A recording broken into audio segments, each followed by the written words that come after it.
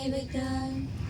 நந்தலாலா நின்று தீயமில்வம் தோன்றுதடா நந்தலாலா காக்கை சிறகினிலே நந்தலாலா நின்று கரிய நிறம் தோன்றுதடா நந்தலாலா நந்தலாலா.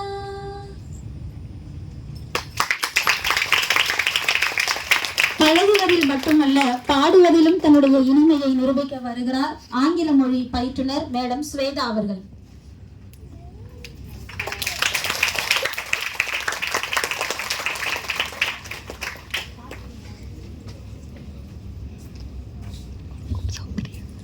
அனைவருக்கும் வணக்கம்.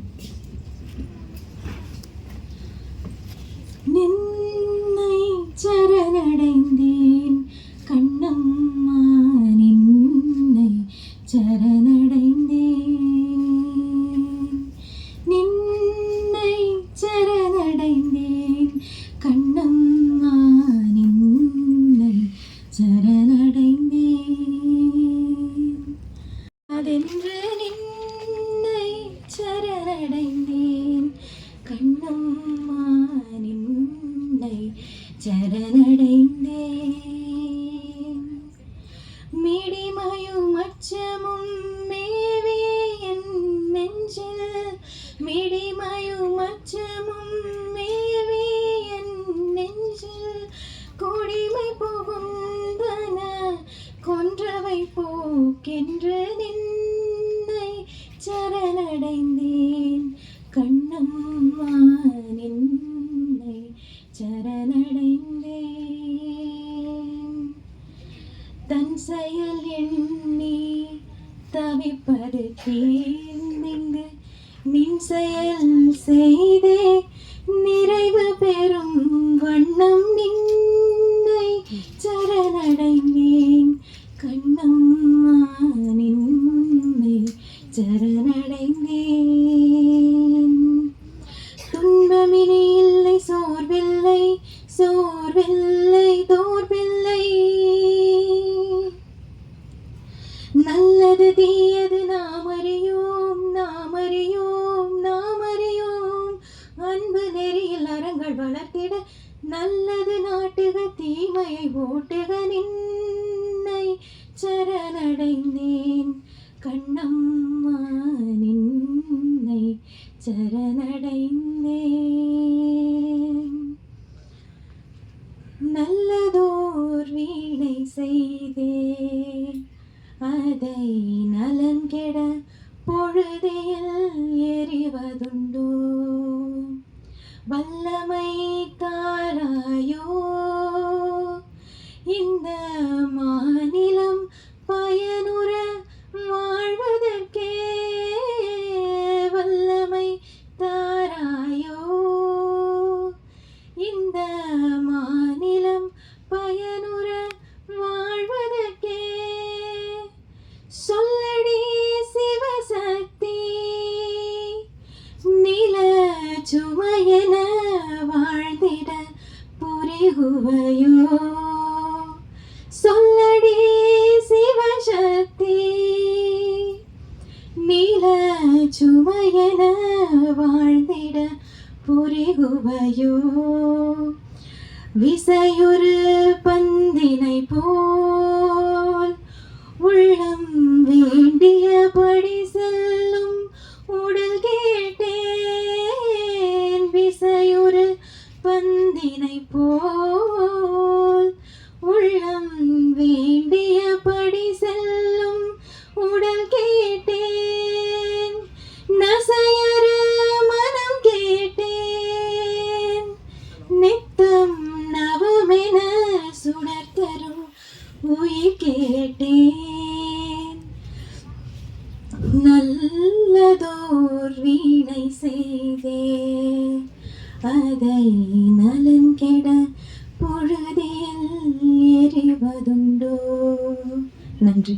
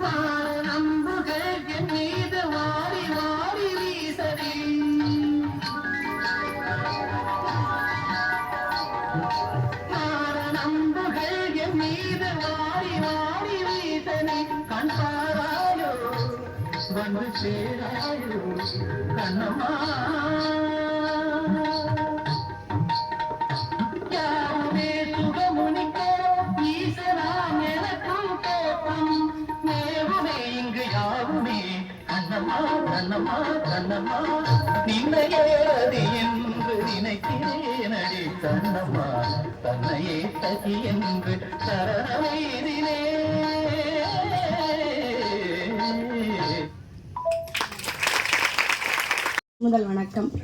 அனைவருக்கும் இனிய காலை வணக்கம். இந்த மாதம் முழுவதுமாகவே ஒரு பாரதிக்குரிய மாதமாகவே நான் கருதுகிறேன். ஏன்னா முந்தா நாள் பார்த்தீங்க அப்படின்னா ஆங்கிலத்துறையால் ஏற்பாடு செய்யப்பட்ட சாகித்ய அகாடமி விருது பெற்ற தேவி பாரதி அவர்களுடைய நிகழ்வு. அடுத்து நம்மளுடைய பாரதியாருடைய கொள்ளுப்பேட்டெல்லாம் பார்த்துருப்பீங்க. பாரதியாருடைய கொள்ளுப்பேத்தி மறைமலை அடிகளுடைய அந்த வம்சாவளியைச் சேர்ந்த டாக்டர் உமா பாரதி மேம். இதேமாரி தொடர்ந்து அடுத்தடுத்த நிகழ்வுகள் அப்படியே மூழ்கடிக்கிற மாதிரி தான் இருக்குது. அப்படி ஒரு நல்ல நிகழ்வு.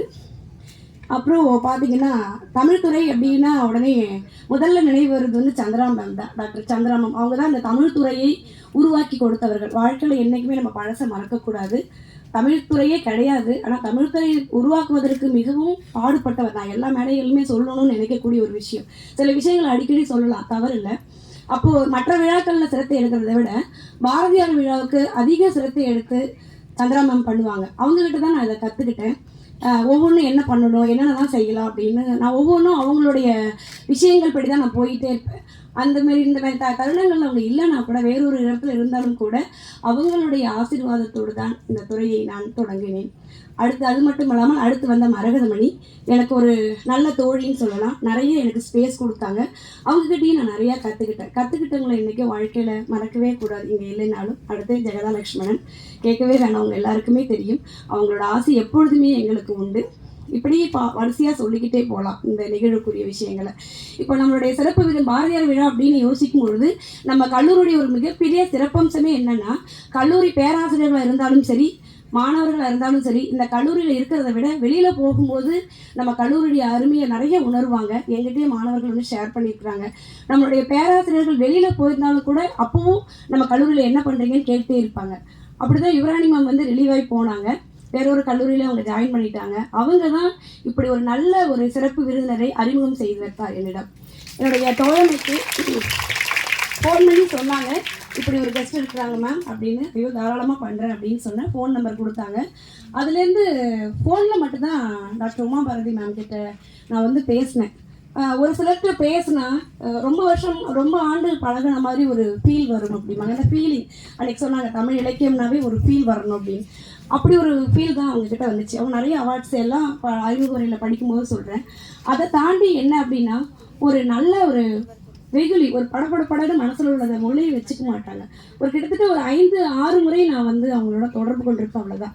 என்னுடைய குரலை வச்சு, ஏமா உனக்கு உடம்பு சரியில்லையா, என்ன ஆச்சு அப்படின்னு கேட்பாங்க. இப்படி ஒரு தன்மை வந்து யாருக்குமே வராது. ஏன்னா அவங்க நான் பார்த்ததில்லை. ஒரு கெஸ்ட்டாக அவங்கள புக் பண்ணேன். சிறப்பு விருந்தினர் அப்படிங்கிறது ஒவ்வொருத்தர் மேலேயும் சிறப்பு கவனம் செலுத்தும் அத்தனை நபர்களுமே சிறப்பு விருந்தினர் தான். அப்படி ஒரு சிறப்பு விருந்தினர் தான் நமக்கு வந்து அமைஞ்சிருக்கிறாங்க.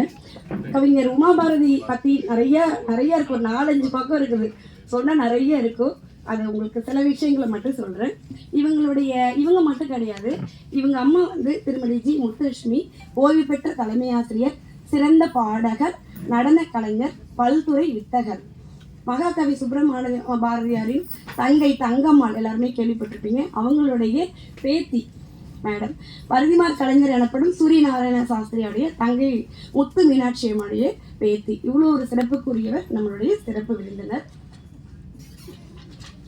இவங்களுடைய படிப்பு நீங்கள் நினச்சிருப்பீங்க தமிழ் மட்டும்தான் அப்படின்னு. இவங்க வந்து ஃபுல்லாக டெக்னிக்கல் லைன் தான்.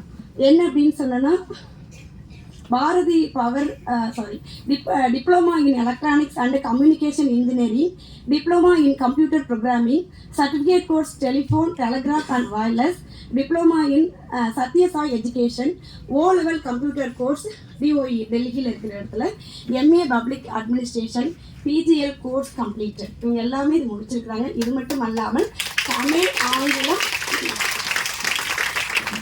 ஆங்கிலம், ஹிந்தி என எழுத, படிக்க, பேச அனைத்து மொழிகளிலும் வல்லவராக இவர் இருக்கிறார். இவர் பெற்ற விருதுகள் அப்படின்னு பார்த்தோன்னா ஒரு 3 பக்கத்துக்கு இருக்குது. இதெல்லாம் படிக்கணும். நமக்கு ஒரு மிகப்பெரிய ஒரு இன்ஸ்பிரேஷன் தான் நான் சொல்லணும். இவங்க விருதுகள் பார்த்தீங்க அப்படின்னு சொன்னோன்னா, பாரதி புகழ்மணி விருது புதுச்சேரி வழங்கிய பாரதி புகழ்மணி விருது, சென்னை அனைத்திந்திய தமிழ்ச்சங்கம் வழங்கிய தமிழ் மாமணி விருது, புதுச்சேரி வழங்கிய பாரதி கவிமுரசு விருது, பல்துறை வித்தகர் விருது, குறிஞ்சி கவிமலர் விருது, ஆளுமை பெண்கள் விருது, மங்கையர் மணிமகுடம் விருது, சிந்தனை ஒளி விருது, மகாகவி பாரதி விருது, அருந்தமிழ் சுடர் விருது, பொங்கு தமிழ்ச்செம்மல் விருது, பாரதி தமிழ் சாரதி விருது, தமிழ் காப்பாளர் விருது, எழுத்து செம்மல் விருது, இயற்கையின் காரிகை விருது, டாக்டர் அப்துல் கலாம் சாதனையாளர் விருது, வாழ்நாள் சாதனையாளர் விருது, நமது விஜிலன்ஸ் கௌரவ விருது, தமிழ் பணி சிகரம் விருது, கவியாழி விருது, தமிழ் தேனி விருது, தமிழ் குயில் விருது, ஔவை விருது, கவிச்செம்மல் விருது, மதிப்புறு முனைவர் பட்டம். இதை பேசும்போதே என்னால் மூச்சு வாங்குது. அந்த அம்மா எப்படி வாங்கினாங்கன்னு தெரியும். பேசவே முடியல, அவ்வளோ விருது வாங்கியிருக்காங்க. இவங்க நிறைய இலக்கிய பணி, தமிழ் பணி எல்லாம் ஆற்றிருக்காங்க. ஆனாலும் இவங்களுடைய ரெசிக்னேஷன் என்னன்னு பார்த்தோன்னா நான் உண்மையிலே அசந்தே போயிட்டேன். என்ன அப்படின்னு சொன்னால், இவங்க ஒரு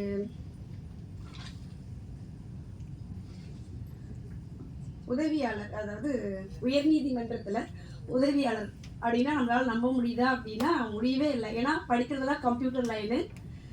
பார்த்தீங்கன்னா நீதிமன்றத்தில் உதவியாளர், இது இல்லாமல் தமிழில் ஒரு ஆளுமை. இது எப்படி வந்து உங்களோட பயோடாட்டா திருப்பி பார்க்கும்போது மிகப்பெரிய ஒரு ஆச்சரியம் தான் இருந்தது. இந்த விருதுகள் எல்லாம் தாண்டி ஒரு சிறந்த பண்பாளர், அதுதான் நமக்கு முக்கியமானது. வேணும் எவ்வளோ விருது வாங்கலாம் என்ன வேணால், ஒரு மிகச்சிறந்த பண்பாளர்.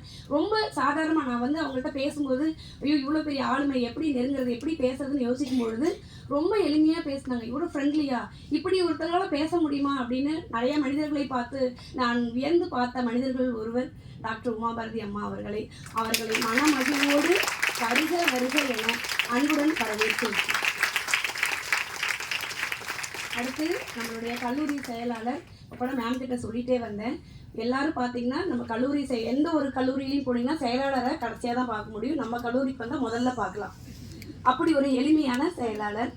நம்ம ஒரு கெஸ்ட் அப்படின்னு சொன்னோம்னா அது என்ன ஏது அப்படிலாம் கேட்க மாட்டாங்க. சரிம்மா வர சொல்லுங்க. இது எல்லா ப்ரொஃபஸர்ஸ்க்கு மேலே இருக்கின்ற ஒரு ஆழ்ந்த நம்பிக்கை. நல்லா பண்ணுவீங்க, ஒரு நம்பிக்கை உங்களுக்கு எப்போதுமே உண்டு. அந்த நம்பிக்கை எப்பொழுதும் நாங்கள் கொடுத்துட்டே தான் இருப்போம். அப்படி சொல்லும்போது சரி பண்ணியிருக்குமா, உடனே சொன்னாங்க. ஒரு 2 நிமிஷம் தான், ஒரே நாளில் டிக்கெட் புக் பண்ணி எல்லா வேலையும் முடிச்சாச்சு. அவ்வளோதான். இதுக்கு மேலே நான் வந்து கடந்து போகிறதுக்கு எதுவுமே இல்லை. அப்படி ஒரு சிறந்த ஒரு நட்புடன் பழகக்கூடிய மிகப்பெரிய நம்மளுடைய செயலாளர் அவர்களையும் வருக வருக தருணத்தில் நடத்துகிறேன். பேருக்கு தான் கணிதம், எல்லாமே தமிழ் தான். தமிழ் தான் அவங்களுடைய உயிர் மூச்சு. இன்னும் சொல்லப்போனால் அவங்க படித்த புத்தகங்கள் அளவுக்கு கூட நான்லாம் படித்தனால எனக்கு தெரியல. அதனால தமிழ் இலக்கியத்தை தாண்டி என்னால் தமிழில் இருக்க முடியும். நேற்று கூட ஒரு ப்ரோக்ராமுக்கு முன்னாங்க வரும்போது முக்கியமான வேலைக்கு போகணும்னு சொன்னாங்க, போகவே மாட்டாங்க, உட்காந்துட்டாங்க. ஏன்னா தமிழ் ப்ரோக்ராம் அது, போக முடியல அவங்களால. என்னை பார்க்குறாங்க, நானும் அவங்கள பார்க்குறேன், 2 பேராலையும் போக முடியல. ஏன்னா எழுத்துக்களை நேசித்தும் புத்தகங்களை சுவாசித்தும் வாழ்கின்ற ஒரு பெண்மணி தான் எஸ்.ஏ. தனலட்சுமி மேடம். அவங்களையும் தனக்கு வருக வரவேற்கிறேன். அடுத்து என்னுடைய அனைத்து துறை முதன்மையர்கள், அனைத்து துறை பேராசிரியர்கள், என்னுடைய தமிழுக்கே உரிய தனி சொத்துன்னு சொல்லலாம் இது. ஏன்னா நாங்கள் இப்படி பாரதியாரோட பேத்தி வராங்கன்னு அவங்களுடைய ப்ரொஃபைல் சொன்னோடனே எல்லாருமே கிளாஸ் அரேஞ்ச் பண்ணிட்டு ரெடி ஆகிட்டாங்க, எல்லா டிபார்ட்மெண்ட் ஸ்டாஃபும். எனக்கு அவ்வளோ சந்தோஷமாக இருந்தது. நான் யாருக்குமே தனிப்பட்ட முறையில் கூட ஹெட் மீட்டிங்கில் மட்டும் சொன்னேன். அப்போ இந்த ப்ரொஃபைல் அரட்டி சொன்னேன், எல்லா ஸ்டாஃப்மே ரெடியாக இருக்காங்க. ஒரு 4-5 சீட்டு கிட்டத்தட்ட விடணும் எல்லாருமே, அந்த அளவுக்கு எல்லாம் ரெடி ஆகிட்டு இருக்காங்க. ஃபோன் பண்ணிட்டே இருக்கிறாங்க, ஆரம்பிச்சார். அப்படி ஒரு தமிழ் மீதும் பாரதியின் மீதும் மிகுந்த ஒரு ஆர்வமுடைய எம் துறை பேராசிரியர்கள், அது மட்டும் இல்லாமல் அது அனைத்து துறை பேராசிரியர்கள், முதன்மையர்கள். ஏன்னா அவங்கெல்லாம் ஒரு ஸ்பேஸ் கொடுக்கலன்னா முடியவே முடியாது. நான் அவங்களுக்குலாம் சொல்லும்போது தாராளமாக வர அப்படின்னு சொன்னாங்க. கிளாஸ்லாம் நிறைய பேர் அரேஞ்ச் பண்ணிட்டு வந்திருக்கிறாங்க. அதனால் அவங்களையும் தருணத்தில் வருக என அன்புடன் வரவேற்கிறேன். அடுத்து நான் எதுவுமே எனக்கு திடீர்னு தான் யோசனை வரும். அப்படி ஒரு யோசனை தான் என்னென்னா போட்டி வைக்கலாம் அப்படின்னு. அப்பவும் போய் சார்கிட்ட போய் சொல்கிறேன், சார் இப்படி போட்டி வைக்கலாமா, சரி ஏதாவது பண்ணு அப்படின்னு சொன்னார். அப்படி தான் என்ன பண்ணோன்னா போட்டிகள் வச்சோம். கவிதை போட்டி, ஓவிய போட்டி. நான் நினைக்கவே இல்லை 150 மாணவர்களுக்கு மேலே கலந்துக்கிட்டாங்க. பாரதியார் மொழி நான் என்ன ஒரு 50 பேர் வருவாங்க, ஒரு 30 பேர் வருவாங்கன்னு நினச்சேன். ஆனால் என்ன அப்படின்னு சொன்னோன்னா ஒரு 150 மாணவிகள் எல்லாருக்குமே சர்டிஃபிகேட் உண்டு, எல்லாருமே எக்ஸலண்ட்டாக பண்ணியிருந்தாங்க. ரொம்ப கஷ்டப்பட்டு தான் செலக்ட் பண்ணோம் 3 பேரை. ஓவியத்துலேயும் சரி, கவிதை மாணவிகள், அது ஃபஸ்ட் இயர்ஸ் அடிச்சுக்கவே முடியல. இவ்வளோ ஒரு ஃபஸ்ட் இயர்ஸ் நான் பாராட்டி ஆகுது. இவ்வளோ ஈகராக இருக்க முடியுமா? ஏன்னா வெக்கப்படுவாங்க, எப்படி போய் பேசுறதுன்னு நினைப்பாங்க. அப்படிலாம் கிடையாது. நிறைய பேர் ஃபஸ்ட் இயர்ஸ் தான் கலந்துட்டாங்க. என்னோட தமிழ் துறையை தாண்டி மற்ற துறைகள் தான் கலந்துட்டாங்கிறது எனக்கு மிகப்பெரிய விஷயம். ஓவிய போட்டி அப்படிலாம். அடுத்து பாரதின்னு நினைக்கும் பொழுது எனக்கு பிடிச்ச ஒரு கவிதை தான் பார்த்தீங்கன்னா ஜேசுதாஸ். நான் அவங்க எம்டிடிஎஸ்கில் சொன்னாங்க. அப்போ நான் சொன்னேன் இந்த டான்ஸ், ஏன்னா நான் ஃபஸ்ட் இயரில் எனக்கு கொஞ்சம் டான்ஸ் தெரியும்னு எல்லாருக்குமே தெரியும், கொஞ்சம் ஆடுவேன்.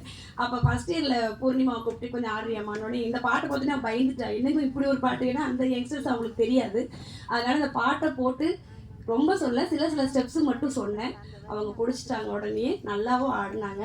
ஸோ அந்த மாணவிக்கு நான் அடுத்து பேராசிரியர்கிட்ட சொல்லும்போது ஒரு சில பேராசிரியர்கள் தனித்தனியாக கூப்பிட்டாங்க, ஃபோன் பண்ணாங்க. அப்படி தான் ஸ்வேதா மேம் நான் நல்லா பாடுவேங்க மேம், டிபார்ட்மெண்ட்டுக்கு ஓடி வந்துட்டாங்க, நான் நல்லா பாடுவேன் மேம், என் பாட்டை வேணால் ஒரு தடவை கேட்டு பார்க்குறீங்களான்னு கேட்டாங்க. எனக்கு சிரிப்பாக தான் இருந்துச்சு.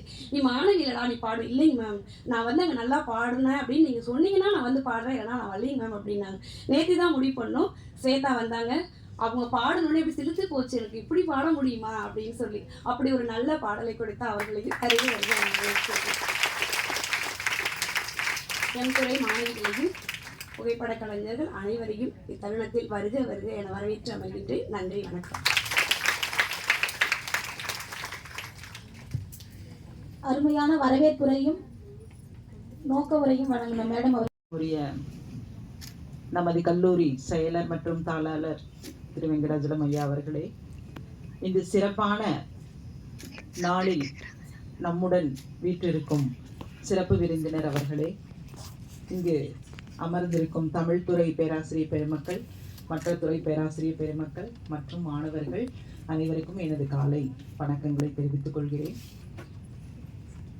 என்ன வளம் இல்லை இந்த திருநாட்டில், எதற்கு போவோம் பிற நாட்டில்? என்ன வளம் இல்லை தெரியுமா? நம்மளுக்கு தெரியாது. இந்தியா என்பது ஒரு வளமையான நாடு. அத்துணை செல்வங்கள், அத்தனை விதமான மருத்துவ குறிப்புகள், அத்தனை இலக்கியங்கள், அத்தனை விதமான துறைகளிலும் மிக மிக முன்னேறிய ஒரு இந்திய கண்டம். எப்போ அமெரிக்காவை கண்டுபிடித்த முதன்மையர் அடியெடுத்து வைத்தாரோ அப்போ நம்மளுடைய தமிழ்நாட்டில் ராஜராஜ சோழன் மிக அருமையான கற்சிற்பத்தை, அதாவது கற்கோவிலை எழுப்பிய பீரியட் அந்த சமயம். Comparative analysis, comparative study. அமெரிக்கானுடைய ஆரம்பம் எங்கே, அந்த கண்டம், அந்த நிலப்பரப்பு கண்டுபிடிக்கப்பட்ட சமயம் இங்கு இந்தியாவில், குறிப்பாக தமிழ்நாட்டில் ராஜராஜ சோழன் என்று சொல்லக்கூடிய அப்படிப்பட்ட ஒரு பேரரசர், அருமையான ஒரு டெக்னாலஜி. இன்னைக்கு போய் நீங்க நெட்ல கூகுள் சர்ச் பண்ணீங்கன்னா அந்த கோவிலினுடைய சிறப்பம்சம் என்ன, கட்டிடக்கலையினுடைய சிறப்பம்சம் என்ன அப்படிங்கறது தெரிஞ்சுக்கலாம். ஒரு அரசு நிர்வாகம் எப்படி இருக்க வேண்டும், எப்படி ஒரு குழு அமைப்பு வேலை செய்ய வேண்டும், அந்த தமிழ்நாட்டில் இருக்கக்கூடிய அத்துணை விதமான ஆட்களையும் பயன்படுத்தி அந்த திருக்கோவிலை எழுப்பினார். அவ்வளவு வளம் வாய்ந்தது தமிழ்நாட்டில். அப்படிப்பட்ட இந்திய பெரும் கண்டத்தில், தமிழகத்தில் தமிழுக்கு மற்றும் சுதந்திர போராட்டத்திற்கு தன்னுடைய உடல், உயிர், குடும்பம் மற்ற அனைத்து விதமான சௌகரியங்களையும் விட்டுவிட்டு ஒரு சாதாரண மனிதனாக ஒரு தெருவில் நின்று சுதந்திரத்திற்காக போராடின ஒரு மனிதர். அவர் வேறு யாரும் அல்ல, நமது சிறப்பு விருந்தினர் அவர்களினுடைய மூதாதையர் ஐயா சுப்பிரமணிய பாரதி. புல்லரிக்கும் அவருடைய பயோகிராஃபி பார்த்தோம்னா எத்தனை விதமான இழப்புகள். சாதாரணமாக ஒரு நேரத்தினுடைய நம்மளுடைய சாப்பாடு கூட குருவிக்கு எடுத்து போட்டாரு. மனைவி ஆதங்கப்பட்டாங்க. திட்டல்ல, அவங்களுடைய பாட்டி மூதாதையர் செல்லம்மாள் அவர்கள் திட்டல்ல இல்லை, ஐயோ இப்படி நீங்க எல்லாத்தையும் எடுத்து காக்கிட்டு போட்டுட்டீங்களே, குழந்தைங்களுக்கு என்ன சாப்பாடு செஞ்சு போடுவது, எவ்வளவு பெரிய தியாகம், எவ்வளவு பெரிய அசௌகரியங்களை அனுபவித்திருப்பார்கள். அப்படி வாங்கினதுதான் இந்த சுதந்திரம். சுதந்திரம் மட்டும் கிடையாது, அந்த சுதந்திரத்திற்காக அவர் பாடின பாடல்கள் மற்றும் அது எல்லாம சமுதாயம் சேர்ந்த பாடல்கள், ஆன்மீகம் சார்ந்த, பக்தி சார்ந்த. கிருஷ்ணனை அவ்வளவு தூரம் யாருமே மனசுக்குள்ள வாங்கியிருக்கவே முடியாது. கிருஷ்ணா அப்படிங்கிறது மட்டும்தான் ஒரு வார்த்தை. அதை வச்சு என்னெல்லாம் தன்னுடைய சிந்தனையை பாடல்ல செலுத்த முடியுமோ அவ்வளவு ஒரு அருமையான ஒரு பாடல்கள். நின்னையே ரதி என்று, நீதான் ரதி, உன்னை தவிர யாருமே ரதி இல்லை, நின்னையே ரதி இல்லையா. 100% முழுக்க ஒரு ஆண் ஒரு பெண்ணை தன் மனதில் வாங்கி சிந்திக்கக்கூடிய உணர்வுகளினுடைய பிரதிபலிப்பு. நின்னையே ரதி என்று நினைக்கின்றேன் நெடி கண்ணம்மா, அருமையா பாடுனாங்க. ஸ்வேதா உருகி பாடுனாங்க, கண்ணுல தண்ணி வந்துருச்சு. அருமையான பாடல். இன்னொரு முறை வேற ஏதோ ஒரு சந்தர்ப்பத்தில் ஸ்வேதா மற்ற இங்க யாரெல்லாம் மிஸ் பண்ணாங்களோ அவங்களுக்காக நீங்க பாடுங்க. முடிஞ்சா 11ஆம் தேதி மறுபடியும் அனைவரும் நாங்க ஈகரா இருக்கிறோம் அவருடைய பிறந்த நாள் அன்று. நீங்க மறுபடியும் இதே பாட்டை இப்படியே உருக்கத்தோட பாடுங்க, எல்லாரும் அழுதுருவோம். அவ்வளவு அருமையான பாட்டு. நல்லதோர் வீணை, சாதாரண வீணையெல்லாம் கிடையாது, நல்லதோர் வீணை இல்லையா. செஞ்சுட்டேன், என்னை உருவாக்கிட்டேன், என்னை இப்படி கீழே தொப்புன்னு போட்டுட்டியேன்னு சொல்லல. என்ன சொல்றாரு, கான்பிடென்ஸ். நல்லதோர் வீணை, நான் நல்ல வீணையா, என்னை ஏன் பயன்படுத்தல. எப்படி ஒரு உணர்வுகள், அந்த உணர்வுகளினுடைய சித்தரிப்பு, அதுதான் பாரதி. பாரதி என்ற சொல் அது ஒரு கலவையா, இது ஒரு எழுத்துக்களினுடைய கலவை. எழுத்துக்கள் சாதாரணமாக இல்லை. திருவள்ளுவர் சொல்லி இருக்கிறாரு, எண்ணென்ற என எழுத்தென்ப அப்படின்னு. அந்த எழுத்துக்களினுடைய அமைப்பு எப்படி இருக்கும். பாரதி அப்படிங்கிற அந்த ஒரு குறிப்பான ஒரு வார்த்தையை நாம ப்ரொனவுன்ஸ் பண்ணோம்னாவே அங்க நிற்கும் வைப்ரேஷன், அங்க நிற்கும் நம்மளுக்கு மனசுல இல்லையா. ஆஞ்சநேயர் மாதிரி. ஸோ அந்த மாதிரியான ஒரு பிறப்பு, அந்த மாதிரியான தன்னுடைய பங்களிப்பு, அந்த மாதிரியானது. என்று இறந்தார் பாரதி கிடையவே கிடையாது. இன்னும் இறக்கெல்லாம் இல்லை, நம்மளோட வாழ்ந்துட்டு இருக்கிறாரு, நம்மளோட பயணிச்சுட்டு இருக்கிறாரு. நாமெல்லாம் போயிடுவோம், அவரு இருப்பாரு. காலமாக பல தலைமுறைகளை தாண்டி தன் சிந்தனையை நிலை நிறுத்தி இந்த ஒவ்வொரு அணுவிலும் அணுவாக, சயின்ஸ்ல சொல்லுவாங்க நேனோ டெக்னாலஜி. ஸோ அந்த மாதிரி அணுவிலும் அணுவுக்குள்ள இருக்கக்கூடிய பாரதியினுடைய வார்த்தைகளை என்றைக்குமே நம்ம மறக்க முடியாது. அவர் இந்த தமிழுக்கும் இந்தியாவிற்கும் இந்த உலகத்திற்கும் அளித்த ஒரு பெரும் பங்கை நாம எப்போ உள்வாங்கி அதை நம்ம செதுக்கிக்கிறோமோ அன்று பிறப்பார் மறுபடியும் மறுபடியும் மறுபடியும் மறுபடியும் பாரதி. ஸோ அனைத்து பெண்களும் பாரதி தான். பெண்களுக்கான உரிமைகள், பெண்களுக்கான தன்னுடைய இருப்பு, இதுதான் நீ அப்படின்னு உணர்த்தினவர். ஒவ்வொரு பெண்களுக்கும் சுதந்திரத்தை பத்தி அழகாக எடுத்து கூறியவர். பெண்மையினுடைய சிறப்பை எடுத்து கூறியவர். எது இல்லை அவர்கிட்ட, எது அவர் சொல்லல அப்படின்னு நம்ம தான் சிந்திக்கணுமே தவிர அத்தனை விதமான குறிப்புகளும் இருக்கிறது. படிக்காதவங்க படிங்க, படிச்சவங்க மறுபடியும் படிங்க. படிச்சுட்டே இருக்கிறவங்க படிச்சுட்டே இருங்க. அப்ப தெரியும் பாரதியினுடைய பல டைமென்ஷன்ஸ். இன்னைக்கு அருமையான ஒரு சிறப்பு விருந்தினர் நம்மோடு இருக்கிறார். அந்த சிறப்பு விருந்தினர் அவங்களுடைய நேரத்தை நம்ம பயன்படுத்தணுமா அப்படின்னு சொல்லி நான் நினைச்சேன். ஆனாலும் சில வார்த்தைகளை சொல்லணும் அப்படிங்கிறது ஒரு மிகப்பெரிய ஆசையாக இருந்தது. ஸோ இது மாதிரியான பல நிகழ்ச்சிகளை நமக்கு அறிமுகப்படுத்தி நம்மளை செதுக்கி கொடுத்திருக்கக்கூடிய தமிழ் துறை, அந்த தமிழ் துறையில் இருக்கக்கூடிய பேராசிரியர் பெருமக்கள் மற்றும் மாணவர்கள், துறை தலைவர் அனைவருக்கும் என்னுடைய வாழ்த்துக்களை தெரிவித்துக் கொள்கிறேன். உங்களுடைய முறைத்துக் கொள்கிறேன். நன்றி, வணக்கம். அவர்களையும் அன்புடன் அழைக்கின்றோம்.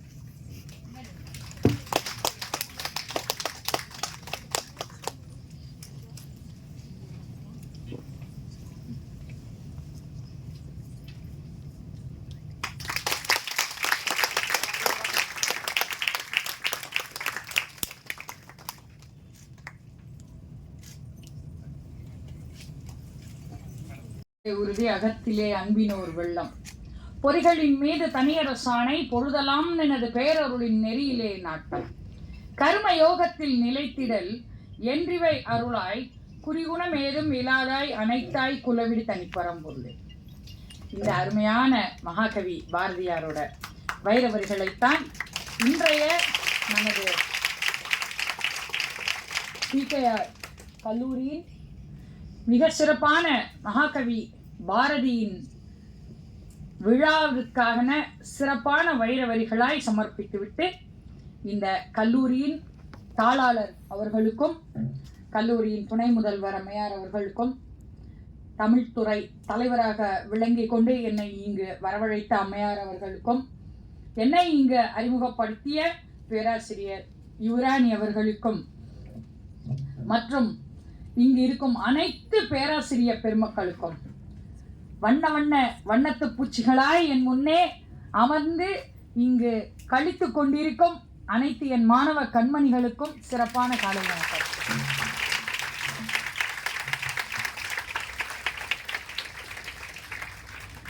மகாகவியோட எல்லா கவிதைகளையும் அநேகமா எல்லாரும் படிச்சிருப்பீங்க.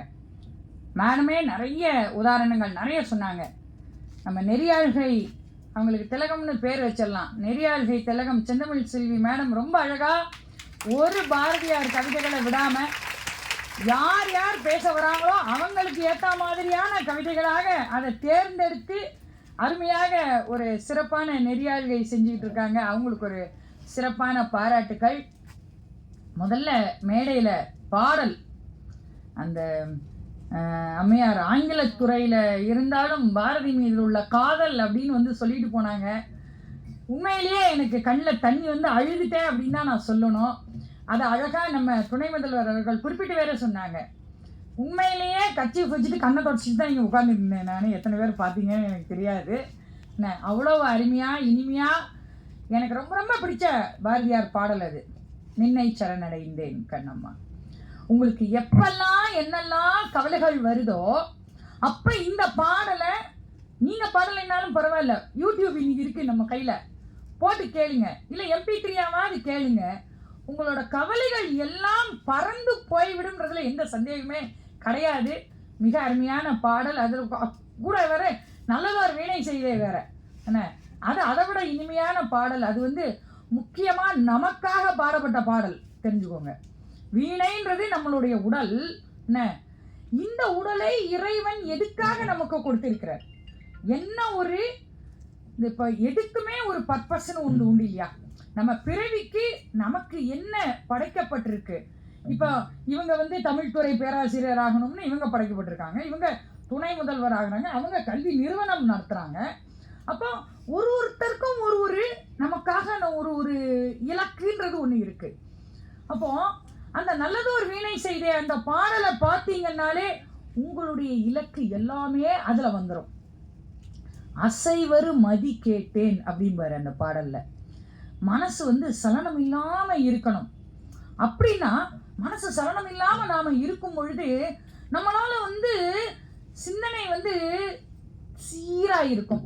சிந்தனை தெளிவாக்கு அல்லால் என்னை செத்த உடலாக்கும் பாரு, மோகத்தை கொன்றுவிடு அல்லால் என் மூச்சை நிறுத்தி விடு பாடல்ல. சிந்தனை தெளிவாக்கு அல்லால் என்னை செத்த உடலாக்கும் பாரு. என்னுடைய எண்ணம் நேராக இல்லை அப்படின்னா நான் எதுக்கு அப்படின்ற மாதிரி மகாகவி பாடுவார். இப்படி அவருடைய பாடல்கள் எத்தனையோ இருக்கு. ஆனா குறிப்பா இன்னைக்கு நான் ஏன் இந்த அறிவிலே தெளிவு நெஞ்சிலே உறுதி பாடலை நான் வந்து உங்களுக்காக சமர்ப்பணம் செய்தேன் தெரியுமா? இங்க இருக்கிற எல்லா மலர்ந்த முகத்தை பார்த்தாலே அந்த தெளிவான அறிவு அந்த முகத்துல தெரியுது. அகத்தின் அழகு முகத்தில் தெரியுமாங்க. அறிவிலே தெளிவு நெஞ்சிலே உறுதி அகத்திலே அன்பினோர் வெள்ளம்.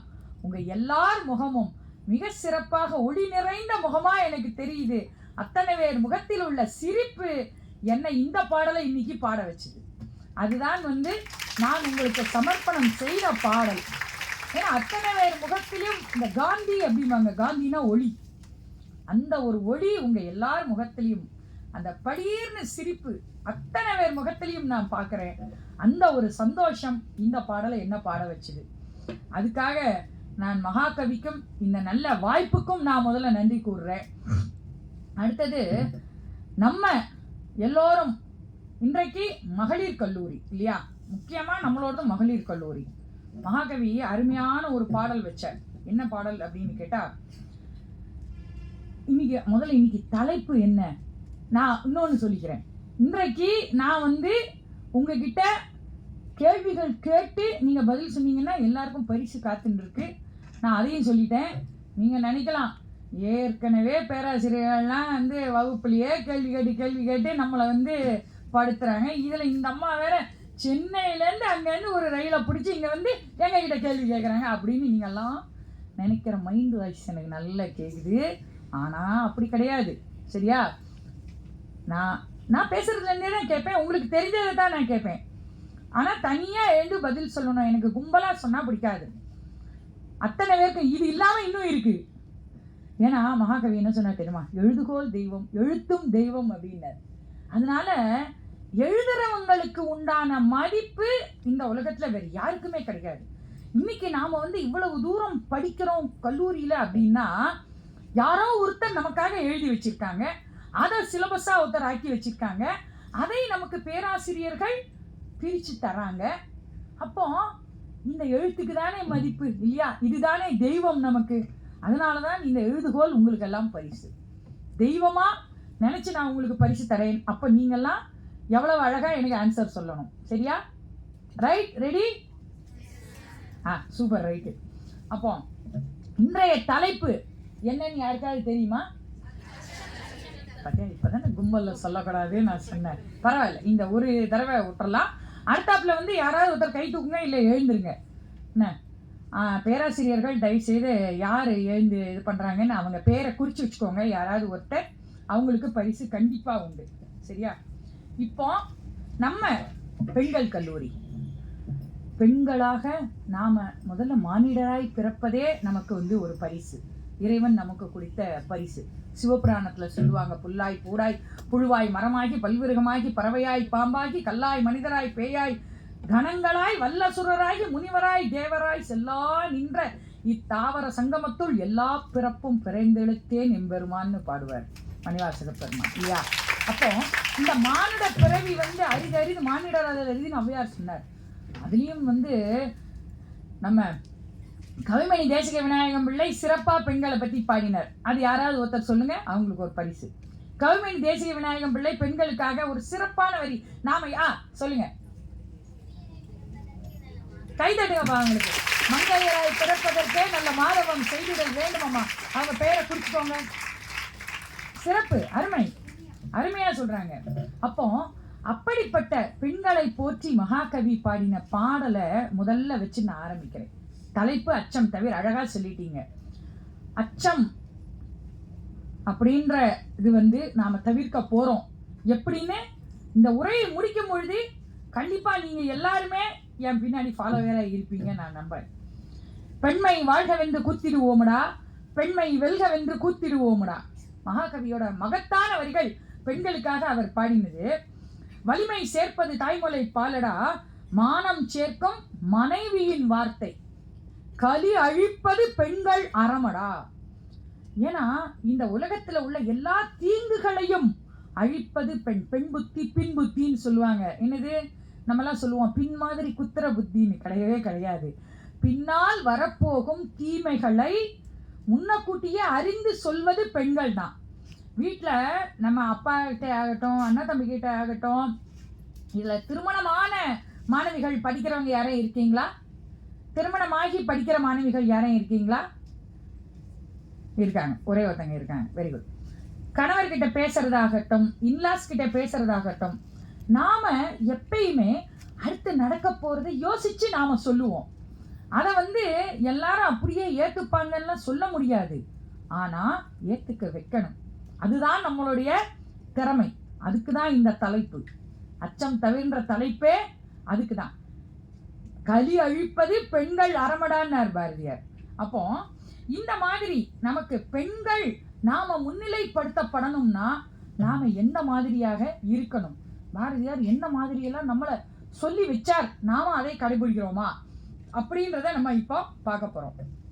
இந்த பாடல் இருக்கு இல்லையா, பெண்மை வாழ்கவென்று கூத்திடுவோமடா, பெண்மை வெல்கவென்று கூத்திடுவோமடா. சாதாரணமா நம்ம கோஷம் போடலாம், வாழ்க வாழ்கன்னு கட்சிக்காரன் மாதிரி நம்ம பெண்மை வாழ்கன்னு வருஷத்துல ஒரு நாள் மார்ச் 8ஆம் தேதி மட்டும் நாம கொண்டாடுறதுக்கு இல்லை.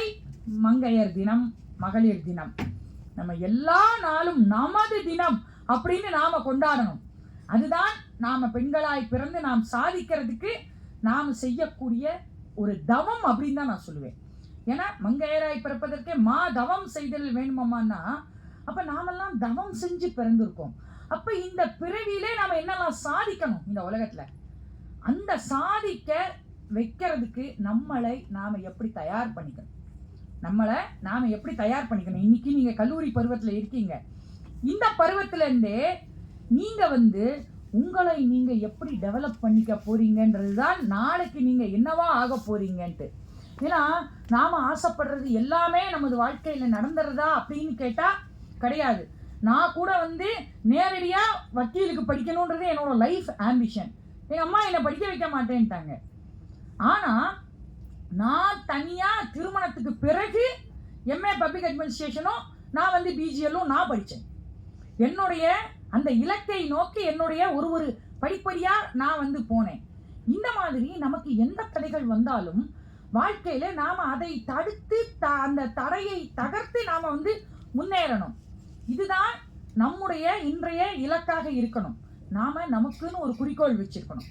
ஏன்னா கலை அறிவியல் கல்லூரி மாதிரி ஒரு அருமையான படிப்பு வேற எங்கேயுமே கிடையவே கிடையாது கண்டிப்பா. ஏன்னா இன்ஜினியரிங் படிச்சாங்கன்னா அவங்களுக்கு ஒரே ஒரு இலக்கு தான் இருக்கும். ஒன்று சிவில் இன்ஜினியராக போவான், இல்லை மெக்கானிக்கல் இன்ஜினியர் போவான், எலக்ட்ரிக்கல் இன்ஜினியராக போவான். இந்த 3 தான்.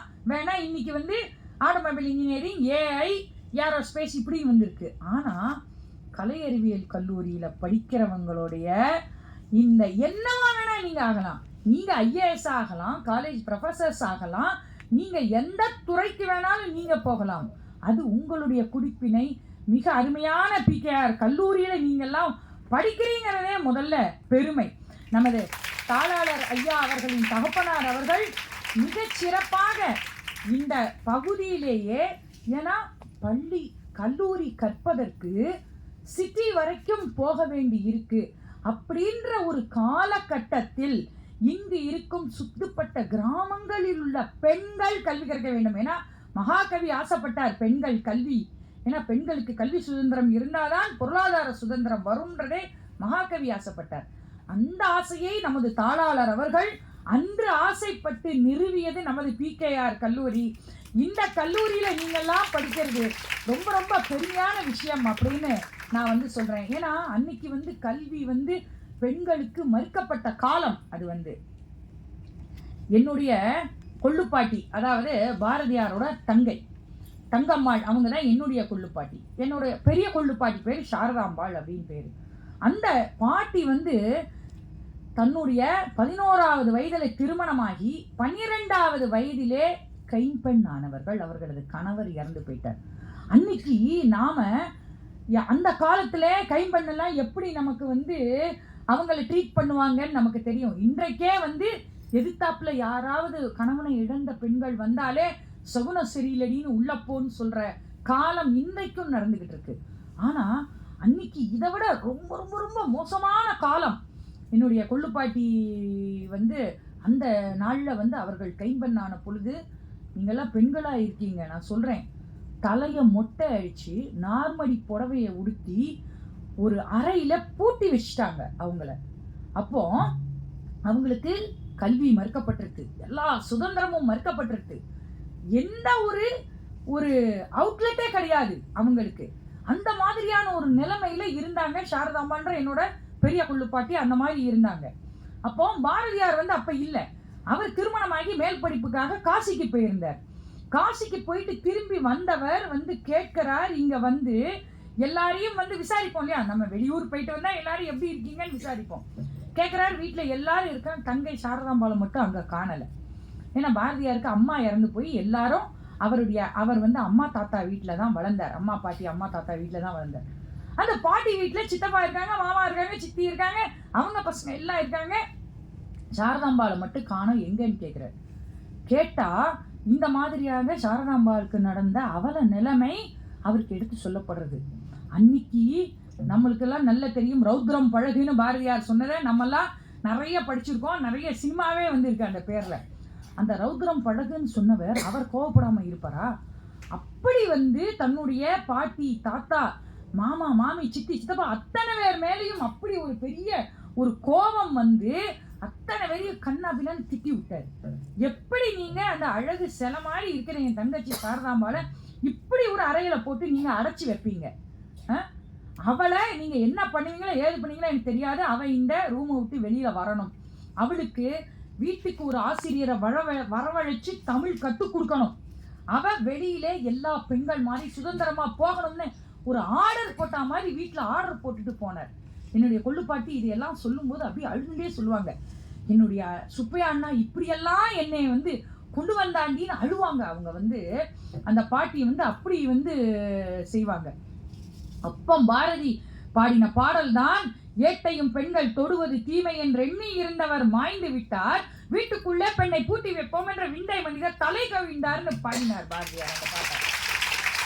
ஏன்னா அதுக்கப்புறம் அந்த பாட்டி ஆசிரியரை வச்சு அவங்களுக்கு தமிழ் கற்றுக் கொடுக்க வச்சு அவங்க தமிழ் படிச்சு நியூஸ் பேப்பர் படிக்கிற அளவிற்கு அவங்க தமிழ் அறிவு நிறைய அதிகமாகி, என்னுடைய பாட்டி இருக்காங்க இல்லையா, அம்மாவோட அம்மா, அவங்க தங்கை பொண்ணு, அவங்கள எட்டயபுரம் தானே தெரியும், பாரதியாரோட ஊர் எட்டயபுரம் உங்களுக்கு எல்லாம் தெரியும். பாரதியார் பிறந்த அதே அந்த அறை, யாரெல்லாம் எட்டயபுரம் போயிருக்கீங்கன்னு தெரியாது, இன்றைக்கும் பாரதி பிறந்த அறைன்னு அந்த அறையில் அவரோட சிலையை வச்சிருக்காங்க. அதில் தான் எங்கள் பாட்டி கூட பிறந்தாங்க. என்னுடைய பாட்டி பெயர் கல்யாணி, அம்மாவோட அம்மா. அவங்க ஒரு சிறந்த தமிழாசிரியை. அவங்க தொடக்க கல்வி எல்லாமே 5ஆம் வகுப்பு வரைக்கும் தான் எட்டயபுரத்தில் இருந்தது. பக்கத்தில் சாத்தூர்ன்ற ஒரு ஊர், சிவகாசி தெரியுமா எல்லாருக்கும், பட்டாசு வரும் இல்லையா, அதுக்கு பக்கத்து ஊர் சாத்தூர். அந்த சாத்தூரில் தான் அடுத்த மேல் கல்வி படிக்கணும், 5லேருந்து 10 வரைக்கும் படிக்கணும். அங்கே கொண்டு போய் இந்த சாரதாம்பாள் பாட்டி என்னுடைய பாட்டி கல்யாணியை கூட்டிகிட்டு போய் தனியாக ஒரு வீடு எடுத்து தங்கி அவங்கள படிக்க வச்சு, மதுரையில் கேப்ரன் ஹால்னு ஒரே டீச்சர் ட்ரைனிங் காலேஜ் இருக்குது, அதில் படிக்க வச்சு அவங்களை ஒரு சிறந்த ஆசிரியராக்கி தூத்துக்குடியில் அவங்களுக்கு ஒரு சிறப்பான தமிழாசிரியர் வேலை கிடைக்குது. அந்த அளவுக்கு பாரதி தன்னுடைய வீட்டிலேயே பெண் விடுதலையை ஆரம்பித்தவர். அப்போ இந்த அளவுக்கு அவர் அன்றைக்கு சொன்னது, நம்ம நெறியாள்கள் அம்மையார் அழகா சொன்னாங்க, பட்டங்கள் ஆழ்வதும் சட்டங்கள் செய்வதும் பாரினில் பெண்கள் நடத்த வந்தோம், 8 அறிவினில் ஆணுக்கு இங்கே பெண் இளைப்பிள்ளை கான் என்று கும்மியடின்னு பண்ணார். இதுக்கு அவர் வீட்டிலேயே வித்துட்டார். வீட்டிலேயே வித்துட்டது மட்டும் இல்லாம சூரத் மாநாடுக்கு அவர் போகிறார், இங்கேருந்து காங்கிரஸ் மாநாடுக்கு போகிறார். கல்கத்தாவில நிவேதிதா தேவியை சந்திக்கிறார். யார்? விவேகானந்தர் எல்லாருக்கும் தெரியும் இல்லையா, விவேகானந்தரோட சிஷ்யை நிவேதிதா தேவி அம்மையாரை சந்திக்கிறார். நிவேதிதா தேவி அம்மையாரை சந்தித்த பொழுது பாரதி, நீங்கள் தான் பாரதியான்னு கேட்குறேன். ஆமாண்ணா. உங்களுக்கு திருமணம் ஆகிடுத்தான்னு கேட்குறேன். ஆமாம், திருமணம் ஆகி எனக்கு 2 பெண் குழந்தைகள் இருக்காங்க அப்படின்னு பெருமையாக சொல்கிறார் பாரதி. எங்கே உங்கள் மனைவியை கூட்டிகிட்டு வரலையான்னு நிவேதிதா தேவி கேட்குறாங்க. அப்போ பாரதி சொல்கிறார், உண்மையை சொல்கிறார், கவனிக்கணும் இல்லை. எங்கள் சமூகத்தில் பெண்களை வெளியில் அழைத்து வர்ற பழக்கம் இல்லை அப்படிங்கிறார். உண்மையை சொல்கிறார். அந்தனர் சமூகத்திலே பெண்களை ஆண்கள் வெளியில அழைத்து வரும் பழக்கம் அந்த காலத்துல இல்லை. 1900, நான் சொல்றது 1910, 1905 அந்த மாதிரி சமயத்துல. அப்போ நிவேதிதா தேவி அம்மையார் கேட்குறாங்க பாரதியாரை பார்த்து, நீங்க உங்க வீட்டு பெண்களையே அடிமையா வீட்டுக்குள்ள வச்சிருக்கீங்களே, நீங்க எப்படி நாட்டை இந்த அடிமைத்தனத்துல இருந்து விடுதலை வாங்கி கொடுக்க போறீங்க, அவங்களுக்கு எப்படி நாட்டுக்கு சுதந்திரம் வாங்கி கொடுக்க போறீங்க அப்படின்னு கேட்குறாங்க நிவேதிதா தேவி.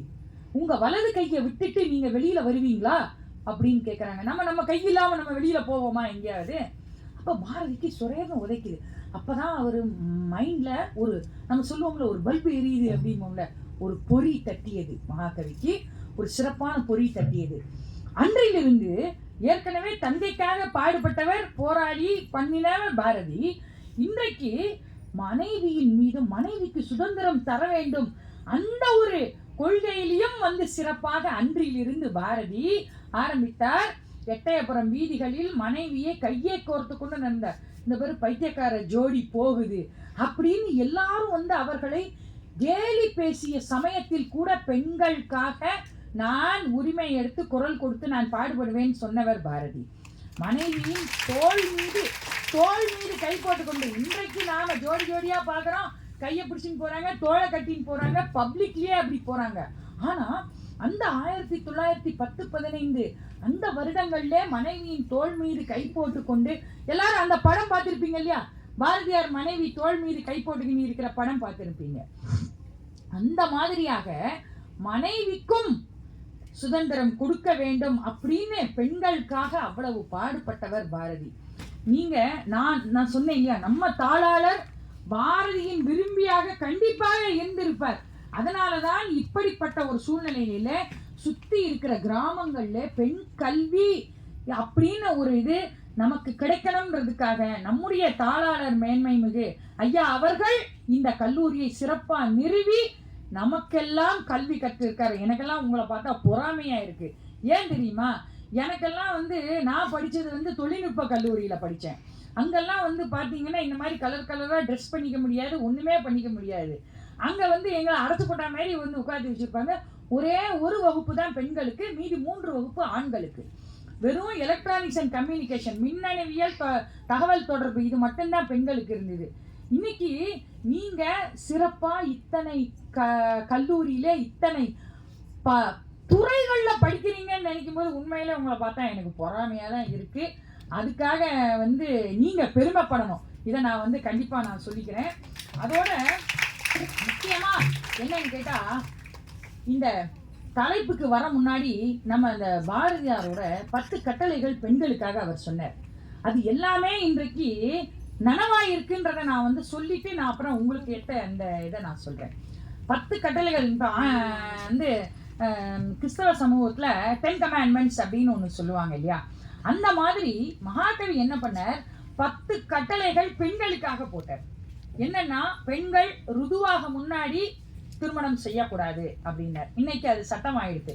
18 வயதுக்கு கீழே இருக்கிற பெண்கள் யாருமே வந்து திருமணம் செய்துக்க கூடாதுன்னு சட்டம் வந்திருக்கு. அடுத்தது என்ன சொன்னார்னா, இஷ்டமில்லாத புருஷனை விவாகம் செய்யக்கூடாது.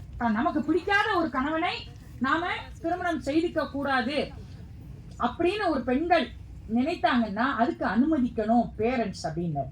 இன்னைக்கு நாமெல்லாம் படிச்சவங்கன்றதுனால நமக்கு விருப்பமான கணவரை தேர்ந்தெடுக்கும் உரிமை நமக்கு வழங்கப்பட்டிருக்கு. ஆக இந்த கட்டளையும் நனவாயிடுது.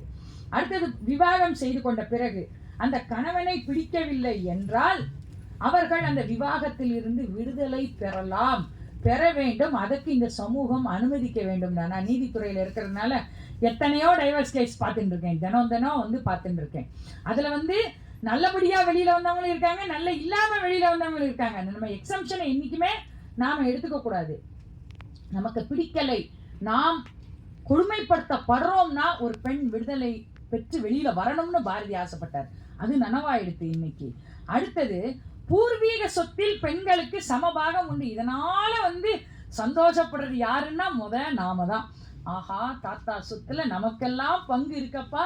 நம்ம அப்பாக்களுக்கு மட்டும் இல்லை, நம்ம அத்தைமார்களும் ஏற்கனவே இன்னைக்கெல்லாம் அந்த சொத்துல பங்குக்கு வந்துட்டாங்க. அடுத்தது, நம்ம அப்பா சம்பாதிச்சு வச்ச சொத்துல கூட நமக்கெல்லாம் பங்கு உண்டு இல்லையா? இதுவும் இன்றைக்கு சட்டமாக்கப்பட்டிருக்கு. இது எல்லாம் பாரதியின் கனவாக இருந்தது. அடுத்தது, பெண்கள் விவாகம் செய்யாமல் தனிப்பட்ட முறையிலே ஒரு தொழில் முனைவோராக, என்டர்பிரனராக இருந்தால் இந்த சமூகம் அனுமதிக்கப்பட வேண்டும்னாரு. அதுவும் இன்றைக்கு எத்தனையோ பெண்கள் சிறந்த தொழிலதிபர்களாக இன்னைக்கு இருந்துகிட்டு இருக்காங்க. அதுக்கு மகாகவியோட அந்த கனவு நனவாயிருக்கு.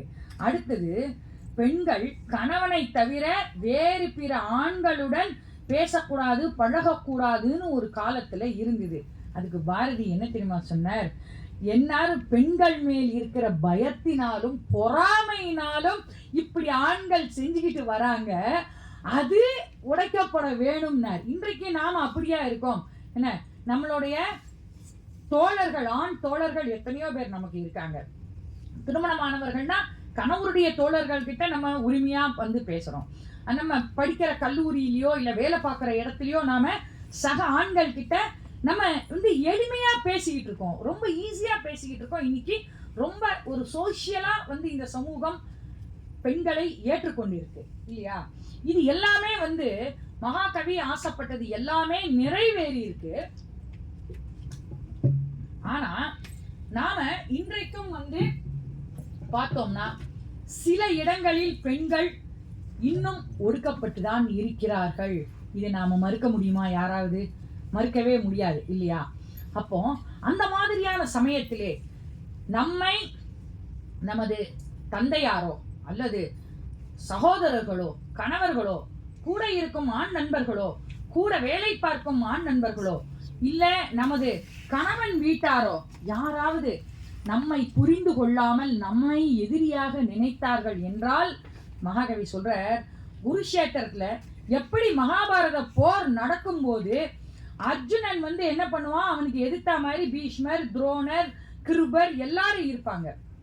இவங்க மேல எல்லாம் என்னுடைய தாத்தா, என்னுடைய குரு, இவங்க மேல நான் எப்படி அம்பு எய்ய போறேன் நிக்கிறப்போ எப்படி ஒரு பகவான் கிருஷ்ணர் ஒரு பகவத்கீதையை உபதேசம் செய்தாரோ, அதே மாதிரியாக பெண்களே, நீங்கள் உங்கள் மனதிலே அவர்கள் உங்களை எதிரியாக நினைத்தார்கள் என்றால் அவர்களை நீங்கள் அனுசரித்து போவது அன்பினாலே ஒழிய வேற எதுவும் கிடையாதுன்னு மகாகவி அருமையா சொல்றார்.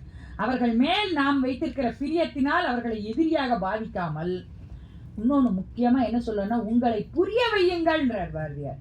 எப்படின்னா, இப்போ நீங்க இருக்கீங்க, யூஜி படிச்சிட்டீங்க, ஆனா பிஜி படிக்கணும்னு உங்களுக்கு ஆசை இருக்கு, அப்பா படிக்க வைக்க மாட்டேங்கிறாருன்னா அப்பா கிட்ட எடுத்து சொல்லுங்க, அப்பா அருமையான ஒரு கல்லூரிப்பா இந்த பிகேஆர் காலேஜ், இதுலயே நான் மேல பிஜி படிக்கிறேன், பிஜி படித்தா எனக்கு கேம்பஸ் இன்டர்வியூலயே நான் அங்க வேலைக்கு போவேன், இங்க வேலைக்கு போவேன், கல்வி சுதந்திரம் இருந்தால் எனக்கு பொருளாதார சுதந்திரம் கிடைக்கும், இதுக்குத்தானே நீங்க ஆசைப்பட்டு என்ன படிக்க வைக்கீங்க. உங்க அப்பாவை புரிய வைங்க, உங்க அப்பா கிட்ட புரிய வைங்க. உங்களை புரிந்து கொள்ளாத சகோதரர்கள் இருந்தால் அவர்கள புரிய வைங்க. உங்கள் நாளை பின்னை திருமணமாகி போகிற நீங்கள் உங்கள் கணவரிடம் உங்களை புரிய வையுங்கள். உங்களுடைய தன்னம்பிக்கையும் சுயத்தையும் நீங்க என்னைக்குமே இழக்கக்கூடாது. அந்த மாதிரி நாம எல்லார்கிட்டையும் ஆண்கள் கிட்ட நம்மை புரிய வைத்தால் நம்மால் பெண்களால் சாதிக்க முடியும். ஏன்னா இன்னைக்கு எல்லா துறையிலையும் பெண்கள் நாம தலை தூக்கி நின்றுட்டு இருக்கோம். என்ன, ஸ்பேஸ்ல போன பெண்கள் நமக்கு தெரியும். யாராவது ஆன்சர் சொல்லுங்கப்பா. ஸ்பேஸ்ல போன பெண்கள் பேர் சொல்லுங்க. எழுந்து நின்று சொல்லுங்க, இல்ல கை தூக்கிட்டு சொல்லுங்க. கல்பனா சாவ்லா. கை தட்டுங்கப்பா அவங்களுக்கு. இன்னும் ஒருத்தர், நீ உட்காருங்க, அடுத்தவங்க சொல்லுங்க. கை தட்டுங்கப்பா அவங்களுக்கு. அவங்க 2 பேர் பேரும் எழுதிக்கோங்க. சிறப்பு. ஆக ஸ்பேஸ்ல போனவங்களை நம்மளுக்கு தெரியுது. ஆனா கோயம்புத்தூர்ல ஒரு லேடி மெக்கானிக் 55 வயசுல விருது வாங்கினது யாருக்காவது தெரியுமா? கோயம்புத்தூர்ல ஒரு பெண் மெக்கானிக், ஸ்கூட்டர் மெக்கானிக், ஒரு பெண் அரசாங்க விருது வாங்கி இருக்காங்க. ஏன்னா எந்த துறையையும் பெண்கள் இன்னைக்கு விட்டு வைக்கவே இல்லை. எல்லா துறையிலையும் நாம முன்னுக்கு வந்துட்டு இருக்கோம். ஆக இந்த மாதிரியாக நாம முன்னுக்கு வரணும் என்றால் நாம ஆணும் பெண்ணும் நிகரென கொள்வதால் அறிவில் ஓங்கிய வையகம் தழைக்குமாம்னார் பாரதி. அப்போ நாம இதுல முன்னாடி வரணுமானா நமக்கு என்ன வேணும்?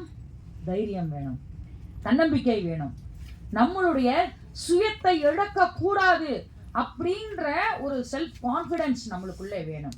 நாம இன்னவாத்தான் இருக்கணும்னு ஆசைப்பட்டா அதுவாகத்தான் நீ எதுவாக நினைக்கிறாயோ அதுவாக ஆகிறாய்ன்னு பாருங்க இந்த அப்துல் கலாம். அந்த மாதிரி நீங்க எதுவா ஆகணும்னு நினைக்கிறீங்களோ அந்த மாதிரியாக நீங்கள் ஆக வேண்டும்னா உங்கள் மனதில் இருக்கும் பயமே உங்கள்கிட்ட இருக்கக்கூடாது, தைரியம் இருக்கணும்.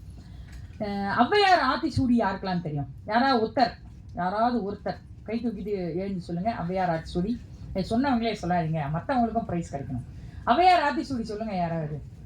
ரொம்ப ஈஸியாப்பா. தமிழ்துறை அப்புறம் தமிழ்துறை தலைவருக்கு கோவம் வந்துடும். சொல்லுங்க.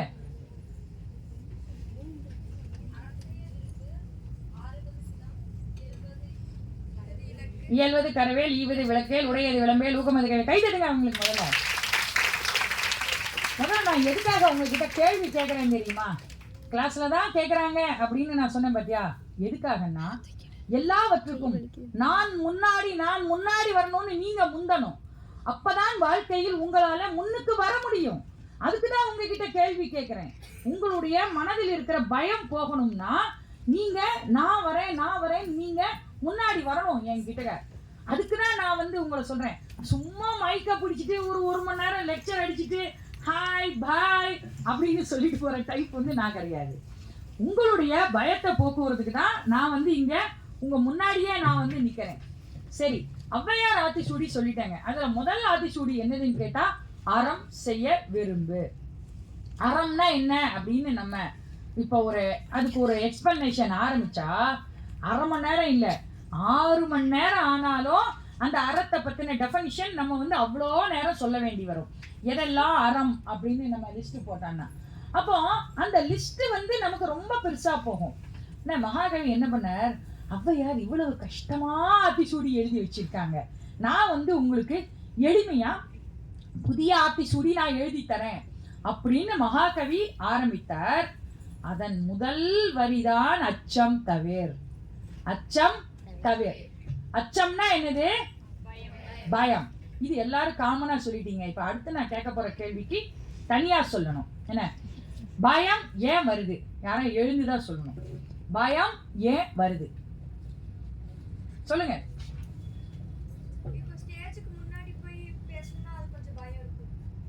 அது உங்களோட தன்னம்பிக்கை இல்லாததுனால. ஓகே, ஆனா எனக்கு இன்னும் வேற ஆன்சர் வேணும். வேற சொல்லுங்க. பயம் ஏன் வருது? யாராச்சும் தப்பா நம்மள நினைச்சிருவாங்களோ அப்படின்னு ஒரு பயம் வரும். ரைட், இதுல பாதி கரெக்ட். மேடம் கை தட்டுங்க முதல்ல. இன்னும் யாராவது இதை கரெக்டா சொல்லிருங்க. யாராச்சும் கேலி செஞ்சிருவாங்களா அப்படின்ற ஒரு எண்ணம். அது ஓகே, ரைட்டு. ஆனா தெளிவில்லைன்னா பயம் வரும். அதுவும் ஃபுல் ஆன்சர் கிடையாது. அப்புறம் கரெக்ட். மேல கை தட்டுங்கப்பா. ஃபர்ஸ்ட் தப்பு செய்தால் பயம் வரும். பாரதி என்ன சொன்னா? நிமிர்ந்த நன்னரை, நேர்கொண்ட பார்வை, நிலத்தில் யாருக்கும் அஞ்சாத நெறிகளும் இதெல்லாம் இருந்தாதான் திமிர்ந்த ஞான செருக்கு வரும். நாம தப்பு பண்ணிட்டா இப்படி குனிஞ்சிருவோமா மாட்டோமா? ஆக நமக்கு எப்படி அப்ப நிமிர்ந்த நன்னடை எங்க இருந்து வரும்? நம்ம தப்பு செஞ்சிட்டோம்னா தலை தன்னால குனிஞ்சிரும். ஆக தப்பு செய்யாமல் இருப்பதுதான் பயத்தை போக்கும் முதல் வழி. நம்ம தப்பு பண்றதுன்றது என்னது? பொய் சொல்றதுல இருந்து ஆரம்பிச்சிடலாம். சரியா? பொய் சொல்றது, திருடுறது, மற்ற இன்ன பிற எல்லாமே தப்புனா எல்லாமே தப்பு தான், தவறு தான். எதுவுமே நம்ம செய்யக்கூடாது அப்படின்னா நாம என்ன பண்ணணும்? உண்மையாகவும் நேர்மையாகவும் இருக்கணும் இல்லையா? நாம சின்னதா ஒரு பொய் கூட கிளாஸ்ல சொல்லுவோம். என்ன சொல்லுவோம்? நாளைக்கு அசைன்மெண்ட் சப்மிட் பண்ண சொல்லியிருப்பாங்க. என்ன நம்ம வேற எங்கேயாவது ஒரு கல்யாண வீட்டுக்கோ ஏதாவது சினிமாக்கோ ஜாலியா போயிட்டு வந்திருப்போம். அடுத்த நாள் மிஸ் அசைன்மெண்ட் நோட் எங்கன்னு கேட்டா சப்மிட் பண்ணிட்டியான்னு கேட்டா என்ன சொல்லுவோம்? வீட்டுல வச்சுட்டு வந்துட்டோம்பா. சூப்பரா ஒரு ஆன்சர். சொல்லுமா மாட்டோமா? எல்லாரும் சொல்ற, நானும் சொன்னதுதான். எல்லாரும் சொல்ற முக்கியமான பொய் எது? ஆனா அதை கூட நம்ம சொல்லக்கூடாது. சரியா? உண்மையான விளக்கத்தை உங்கள் ஆசிரியரிடம் சொல்லி அவங்க அனுமதி வாங்குங்க. தப்பு கிடையாது, அவங்க புரிஞ்சுப்பாங்க உங்களை. அந்த ஒரு சின்ன பொய் கூட அந்த இடத்துல இருந்து நம்ம மனசுல வரக்கூடாது. அழுக்காரவா வெகுளி இன்னாச்சொல் எதுவுமே நம்ம மனசுல கள்ளம்ன்றதே வரக்கூடாது. இந்த ஒரு சின்ன பொய்ல ஆரம்பிக்கிறது அது பெருசா போய் நிற்கும். அப்படி பண்ணக்கூடாது. அப்போ பயம் எனும் பேய்தனை அடித்தோம், பொய்மை பாம்பை பிளந்துயிரை குடித்தோம், வியனுலகனைத்தையும் அமுதன நுகரும் வேத வாழ்வினை கடைபிடித்தோம்னார் பாரதியார். அப்போ வேத வாழ்வுனா அமரர்கள் வாழ்வு வேணும்னா நமக்கு பயம்ன்றதே இருக்கக்கூடாது. நம்ம நேர்மையாவும் உண்மையாவும் இருந்துட்டா நம்மளை எல்லாரும் மதிப்பாங்க. ஏய், இவகிட்ட ஒரு விஷயத்த கொடுத்தா உண்மையா செய்து முடிப்பாடி அப்படின்ற பெயரை நீங்க எடுக்கணும். இதுதான் இன்றைய டாபிக்கோட முக்கியமான ஒரு கொள்கையே. அதுதான் அச்சம் தவிர பயம்ன்றதே இருக்கவே கூடாது. சரி, இந்த மகாகவியோட இந்த அச்சம் தவிர இதுக்கு முன்னாடி ஏன் நம்மளுக்கு சிலப்போ நம்ம சமூகத்தாலே ஒதுக்கப்படுறோம், அதனால நமக்கு பயம் வரும். அதையும் நான் ஒன்று சொல்றேன்.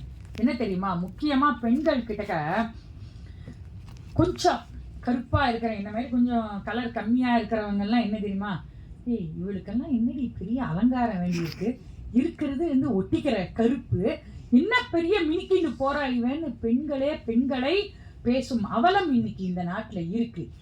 ஆக நமக்குள்ள ஒரு தாழ்வு மனப்பான்மை வரக்கூடாது. இதை எல்லாரும் நினைச்சுக்கோங்க. ஏன்னா டிவியில இருந்து எல்லாருமே என்ன பண்றாங்கன்னா, ஒரு சிவத்த தோல் உள்ள பெண்களை ஒரு அலங்கார பொருள், அவன் என்ன பண்ணணும், அலங்கார சாதனம். இப்போ ஒரு ஃபேர் அண்ட் லவ்லி தான் இருக்குன்னு வச்சுக்கோங்களேன். அந்த ஃபேர் அண்ட் லவ்லி விளம்பரத்துக்கு என்ன பண்ணணும், ஒரு கருப்பா இருக்கிற பொண்ணு கலரானான்னு காட்டினா நாம நம்புவோம். அவன் இருக்கிறதே காட்டுறதே ஒரு கலரான ஒரு பொண்ணை தான் காட்டுவான். அந்த கலரான பொண்ணு இன்னும் தேய்ச்சி அப்படியே இன்னும் பளபளான்னு ஆயிட்டாங்களாமா. ஆக டிவி முதற்கொண்டு என்ன சொல்றாங்க அப்படின்னா, சிவத்த தோலுடைய பெண்கள்னா கான்பிடன்ஸ் உள்ள பெண்கள் அப்படின்னு ஒரு எதிர்மறையா பெண்களை குறைத்து பேசும் அவலம் இந்த சமூகத்துல இருக்கு. இந்த பயம் உங்ககிட்ட இருந்து போகணும். என்னுடைய நிறத்தினால் நான் தாழ்வு செய்யப்பட்டேன்னா அதை எதிர்த்து நான் நிக்கணும். அதுக்காக இப்ப ஒரு ட்ரெண்ட் அப்படியே மாறி இருக்கு. உன்னை கருப்பா இருக்கிற ஒரு பெண்ணை வச்சு ஒரு சீரியல் எடுக்க வேண்டியது, இதனால அப்படியே கைத்தட்டு வாங்க வேண்டியது. அடுத்தது பெண்களுக்கு உடல் பருமன். இதனால அஃபெக்ட் ஆகிற எல்லா பெண்களையும் நான் நிறைய சமூகத்துல சந்திச்சுன்னு வரேன். என்ன ஒண்ணுன்னா, குண்டா இருக்கிற உனக்கு போய் எதுக்குறி இந்த சுடிதார் எல்லாம் வேண்டி இருக்கு, இந்த லெஹங்கா எல்லாம் உனக்கு எதுக்கு, நீ இந்த பலாசோ எல்லாம் உனக்கு எதுக்கு, ஏற்கனவே நீ குண்டா இருக்கிற, இது இன்னும் உன்னை குண்டா காட்டும். இப்படி பெண்களுக்கு பெண்களே இன்னைக்கு மட்டம் தட்டுற நிலைமையில நாம இருக்கோம். இந்த எண்ணம் நம்ம மனசுல இருந்து முதல்ல அழியணும். முதல்ல அழியணும். நாம நம்மேலே நாம் நம்மை விரும்பணும். உங்க எல்லாருக்கும் நான் ஒண்ணு சொல்றேன். டெய்லி காத்தால எழுந்த உடனே யாரெல்லாம் சாமி பார்ப்பீங்க, கையெல்லாம் பார்ப்பீங்க? நிறைய பேர். அருமை, சூப்பர், ரைட்டு. நான் என்ன தெரியுமா பண்ணுவேன், என்ன நீங்க ஃபாலோ பண்ணணும் இந்த விஷயத்துல கண்டிப்பா. என்ன தெரியுமா, தூங்க எழுந்த உடனே சாமி பார்க்குறோமா, கை பார்க்குறோமா, பார்த்துட்டு நேர கண்ணாடி முன்னாடி போய் நிற்பேன். கண்ணாடி முன்னாடி போய் நின்றுட்டு என்ன தெரியுமா சொல்லணும், ஐ லவ் யூ அப்படின்னு சொல்லணும். சரியா? சிரிக்கிறதுக்காக இல்லை, jokes apart, I am telling. நம்மளை நாம முதல்ல விரும்பணும். நம்மளை நாம முதல்ல விரும்பினா நாம மற்றவங்களை அருமையாக நேசிப்போம், கண்டிப்பாக நேசிப்போம். அப்போ நம்ம தாளாளர் அவர்களை நான் வந்ததுலேருந்தே கவனிச்சுட்டே வரேன். அவங்க எப்படி தெரியுமா, ஒருத்தரையும் அவர் பார்த்து பார்த்து பார்த்து பார்த்து ஒன்னொன்னா அருமையா சொல்றாரு. அந்த குழந்தைகளை அவர் பேசுகிற அந்த அணுகிற விதமே ரொம்ப உண்மையில என்ன ஆச்சரியப்பட வச்சுது. ஐயா, உங்களுக்கு நான் ரொம்ப சிரம் காட்சி நான் வணங்குறேன். ஏன்னா ஒரு பெண்கள் கல்லூரியை இவ்வளவு திறம்பட எந்தவித குறைகளும் இல்லாமல் ஒரு ஆண் நடத்துகிறார் என்றால் அது உண்மையில் போற்றப்பட வேண்டிய ஒரு விஷயம். அவங்களுக்காக இன்னொரு முறை எல்லாருடைய பாராட்டையும் நான் தெரிவிக்கிறேன்.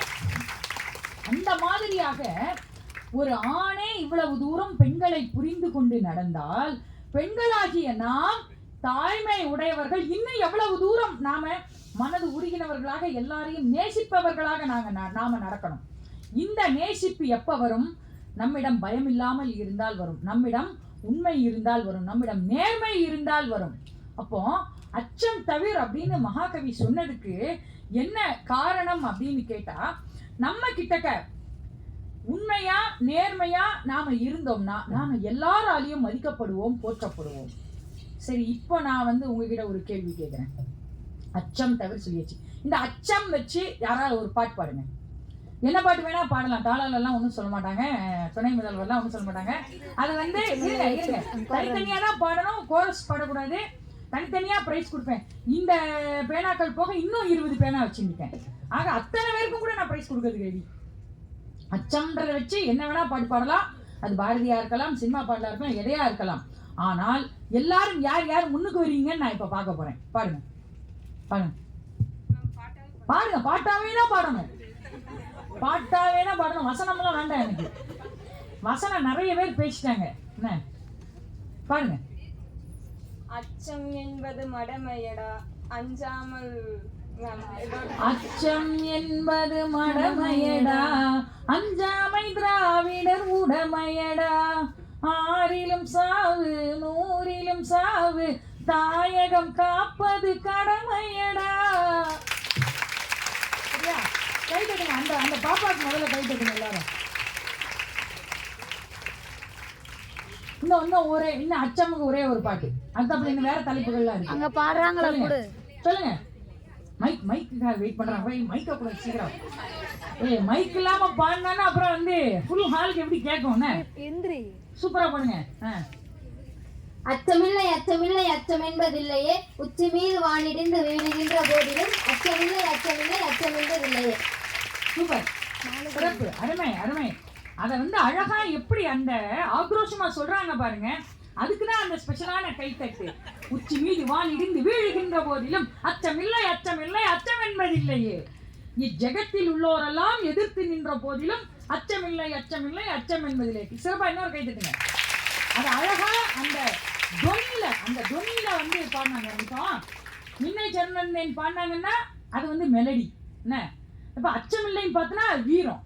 ஆக அந்தந்த உணர்ச்சிகள் அந்தந்த காலகட்டத்தில் இருந்தால் மட்டும்தான் பெண்கள் அவர்கள் சுயத்தை இழக்காமல் இருப்பார்கள். இதுக்காக தான் நான் உங்ககிட்ட இதெல்லாம் பாட சொல்லி கேட்டுக்கிட்டு இருக்கேன். சரியா? சரி, அச்சம்க்கு முடிஞ்சுதா? இன்னும் அடுத்த டாபிக் போயிருவோமா? உடலினை உறுதி செய்யினார் பாரதியார். ஏன்னா நாம அடுத்தது என்ன சொன்னார்னா, ஊன் மிக விரும்பினார். முதல்ல நல்லா சாப்பிடணும். யாரெல்லாம் நல்லா சாப்பிடுவா? நான் நல்லா சாப்பிடுவேன்ப்பா. சூப்பர். நல்லா சாப்பிட்றவங்க கை தட்டுங்கப்பா. எது தெரியுமா? நல்லா சாப்பிட்டாதான் நாம நல்லபடியா சிந்திச்சு செயல்பட முடியும். பட்டினியா இருக்கிற வயிற்றோட நீங்க படிக்க வந்தீங்கன்னா நம்மளால அந்த கான்சென்ட்ரேட் பண்ணி படிக்க முடியாது. வயிறு கூவிண்டே இருக்கும். இந்த இடத்துல வாய் பிடிச்சின்றோம். அதுக்கப்புறம் ஒண்ணுமே பண்ண முடியாது. அதனால ஊன் மிக விரும்புன்னு சொன்னார். ஆனா அதுக்கு முன்னாடியே என்ன சொல்லிட்டார் பாரதியார்? உடலினை உறுதி செய்யுன்னு சொல்லிட்டார்.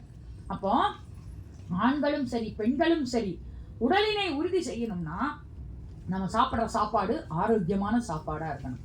இன்றைக்கு இருக்கிற பீஸா, பர்கர் இந்த மாதிரியான ஜங்க் ஃபுட்ஸ் சாப்பிடாம நல்ல ஆரோக்கியமான திணை, கேழ்வரகு, இந்த மாதிரி சாமை, இந்த மாதிரியான இயற்கை உணவுகள் சாப்பிடணும். ஏன்னா இங்க உங்க எல்லாருக்கும் அநேகமா இயற்கை உணவு கிடைக்கும் நான் நம்புறேன். ஏன்னா இந்த ஏரியா வரும்போதெல்லாம் அப்படி பச்சை பசேன்னு பார்க்கவே எனக்கு ஆசையா இருந்தது. பேசாம இந்த ஊர்ல செட்டில் ஆயிடலான்னு கூட எனக்கு ஒரு ஐடியா இருக்கு. அதனால அருமையான ஒரு ஊர்ல உங்களுக்கு எல்லாம் நிறைய இடம் கிடைச்சிருக்கு. அப்போ உங்க சாப்பாடு ஆரோக்கியமான சாப்பாடா இருந்தால் ஊன் மிக விரும்பி சாப்பிட்டாலும் உடல் உறுதியாக இருக்கும். அடுத்தது மகாகவி என்ன சொல்றாருன்னா, எண்ணுவது உயர்வுன்றார். நம்மளுடைய எண்ணம் எப்பயுமே உயர்ந்த எண்ணமா இருக்கணும். ஏம் ஹை அப்படின்னு ஆங்கிலத்துல நாம சொல்லுவோம். எண்ணுவது உயர்வாக இருந்தால் நம்மளுடைய இலக்கு உயர்வானதாக இருக்கும். எண்ணிய முடிதல் வேண்டும், நல்லவே எண்ண வேண்டும், திண்ணிய நெஞ்சம் வேண்டும், தெளிந்த நல்ல அறிவு வேண்டும் பாரதியார். அப்ப நாம நினைக்கிறது எல்லாமே நல்லதாக நினைச்சு நாம நல்லதாக செஞ்சிட்டோம்னா பயம் இல்லாம இருக்கணும், நல்லா சாப்பிடணும், நல்ல எக்ஸசைஸ் பண்ணணும், நல்ல உயர்ந்த எண்ணங்கள் நாம வச்சுட்டு இருக்கணும். இது எல்லாம் நம்மை உயர்த்தும் படிகள். நாம ஒரு கட்டமா தாண்டி தாண்டி உயர்வான இடத்துல நாளை பின்ன உங்கள எல்லாருமே இந்த மேடையில விருந்தினர்களாக அமரக்கூடிய அளவுக்கு நீங்க உயரணும்னா இந்த பாரதியாரோட இந்த கொள்கைகள் எல்லாத்தையும் நீங்க பின்பற்றணும். கண்டிப்பா நீங்களும் ஒரு நாள் இதே மாதிரி ஒரு சிறப்பு விருந்தினரா நீங்க போய் உரை கொடுக்கிற அளவுக்கு நீங்க முன்னேறுவீங்க.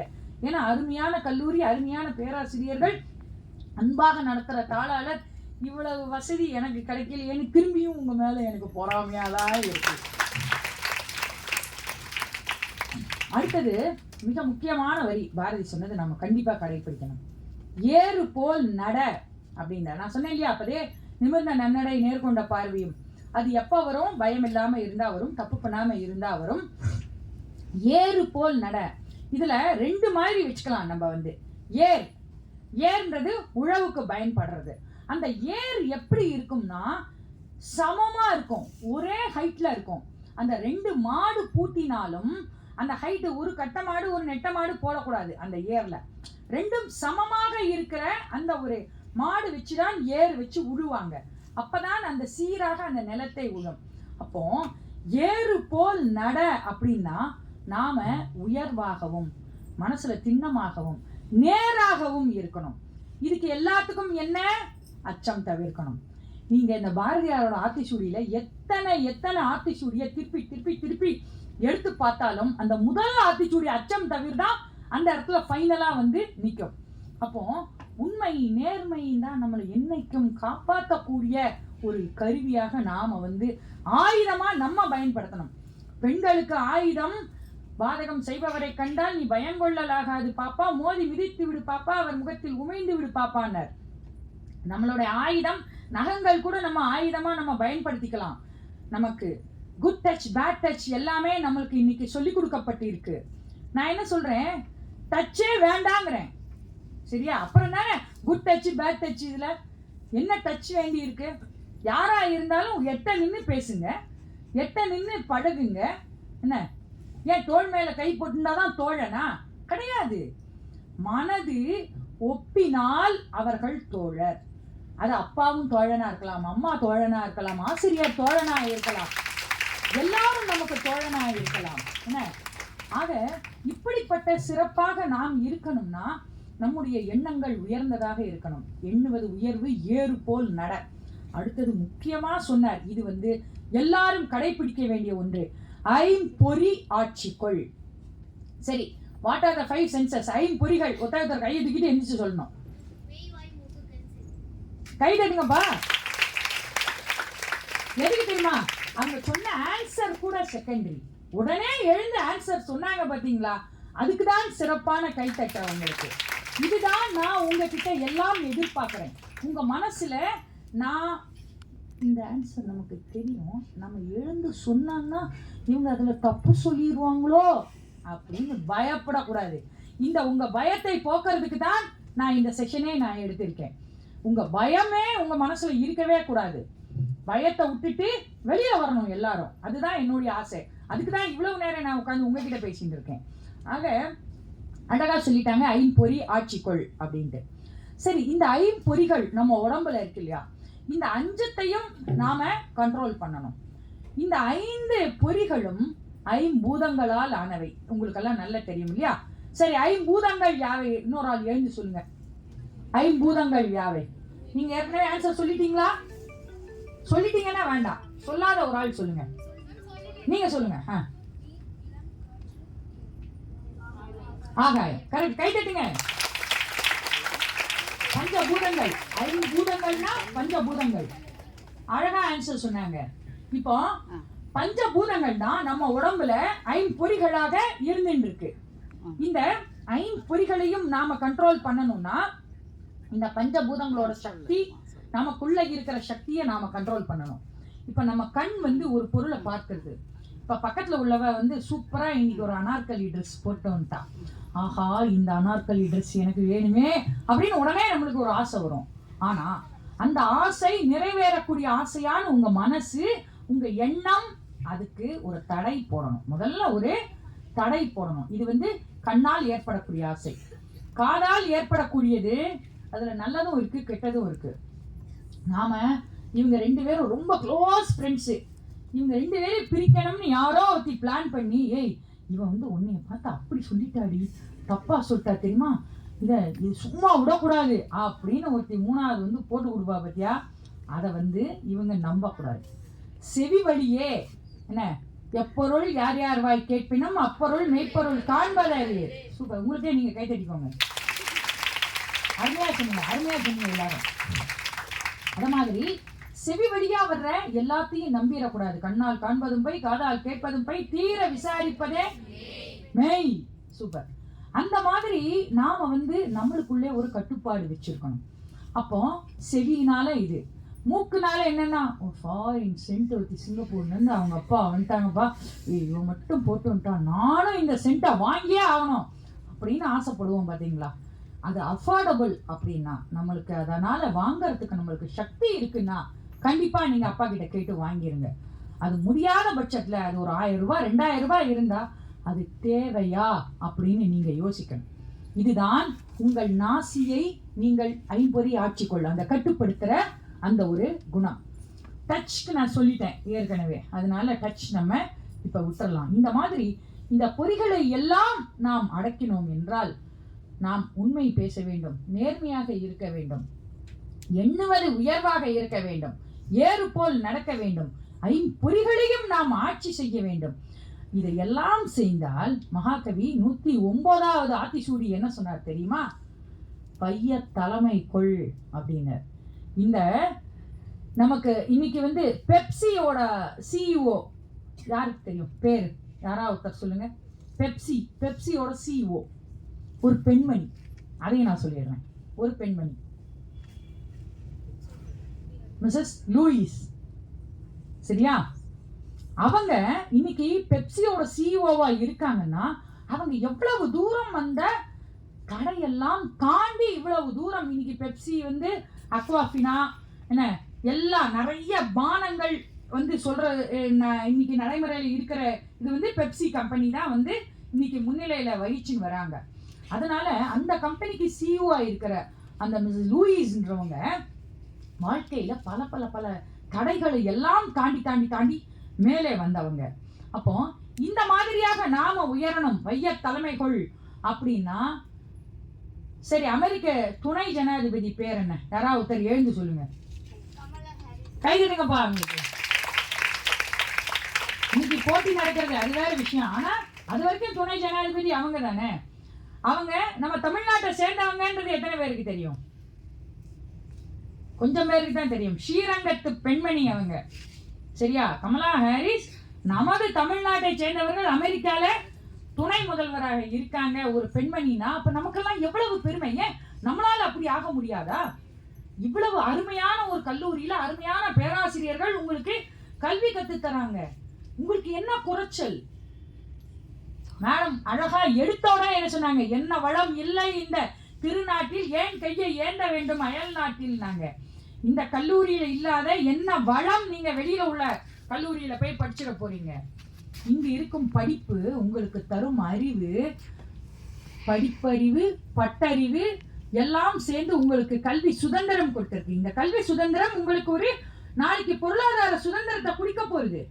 இந்த பொருளாதார சுதந்திரம் உங்களை ஒரு மேலான ஒரு இடத்துல நிறுத்த போகிறது. ஆக இப்படிப்பட்ட ஒரு கல்வியை பெற்று ஒரு பெண்ணால் உயர்ந்து வர முடியவில்லை என்றால் அவர்களிடம் வேறு ஏதோ குறை இருக்கிறது அப்படின்றது அர்த்தம். எனக்கு தெரிஞ்சு நம்ம கல்லூரியில உள்ள படிச்ச குழந்தைகள் எல்லாருமே இன்று நல்ல பிளேஸ்மெண்ட்ல இருக்காங்க. நான் உங்க பேராசிரியர்கள் மூலமா நான் கேள்விப்பட்டேன். எனக்கு அதுவே ரொம்ப சந்தோஷமா இருந்தது.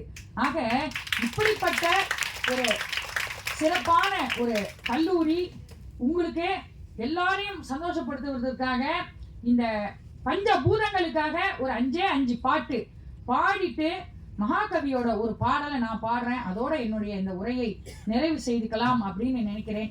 பஞ்சபூதங்களுக்கு ஒரு 5 பாட்டு. நிலம், நீர், காற்று, வானம், நெருப்பு.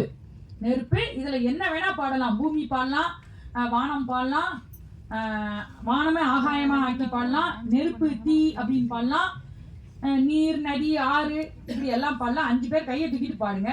அதோட நான் ஒரு பாடல் பாடுறேன், நிறைவு செஞ்சுக்கலாம். நம்ம உரைய நேரம் சரியா இருக்கு. 12:30 மணிக்கு நம்ம மதிய உணவு நேரம். அதுக்குள்ள நாம இந்த உரையை முடிச்சுக்கலாம். யார் பாடுறீங்க? நிலம், நீர், நெருப்பு, காற்று. யாருமே பாடலைன்னா நான் பாடிட்டு நானே பிரைஸ் வாங்கிட்டு போயிடுவேன். பாருங்க, சினிமா பாட்டு பாடலாம், தாராளமா பாடலாம். நதியே நதியே காதல் நதியே நீயும் பெண்தானே. கை தட்டுங்கப்பா. சரி, நீர் பாடியாச்சு. அடுத்தது நெருப்பா பாருங்க.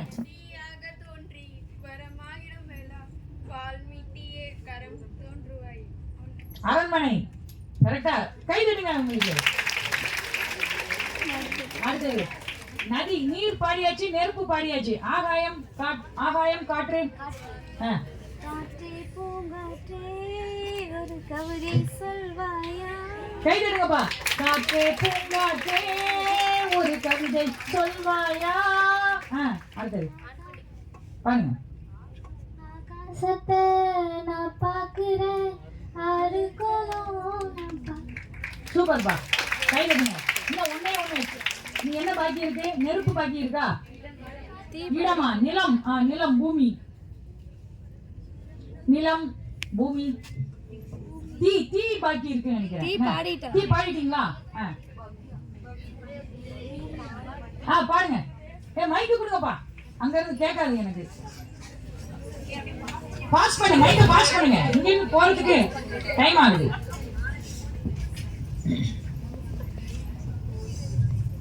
சுத்துதே சுத்துதே. கை விடுங்க, கை விடுங்க, பலமா கை விடுங்க.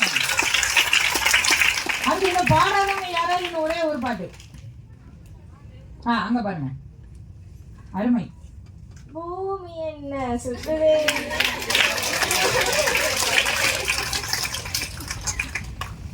ரொம்ப அருமை, அருமையான பாட்டு. எதிர்நீச்சல் படத்துல உள்ள பாட்டு. இந்த பாட்டை அவங்க அழகா பாடினாங்க. இந்த சமயத்துல நாம எதிர்நீச்சல்ல அந்த கதாநாயகன் தான் இந்த போட்டியில ஜெயிப்போமா மாட்டோமான்ற ஒரு இதுல இருக்கும் பொழுது அந்த பெண்ணாகப்பட்டவள் அவனுக்கு ஒரு நம்பிக்கையை அவனோட வளர்த்து அருமையா அவனை முன்னுக்கு வர வச்சாங்க. அந்த மாதிரியாக இன்று என்னுடைய உரை கண்டிப்பாக உங்க மனதில் ஒரு புத்துணர்ச்சியை ஏற்படுத்தி நீங்க எல்லாரும் இன்றைக்கு மட்டும் அல்லாது எல்லா நாளும் சிறந்த நாளாக உங்களுக்கு மாறி இந்த வையத்தில் நீங்கள் சிறந்து விளங்க வேண்டும் என்ற என்னுடைய வாழ்த்தோடு ஒரு மகாகவி பாரதியின் பாடலோடு என்னுடைய உரையை நிறைவு செய்கிறேன்.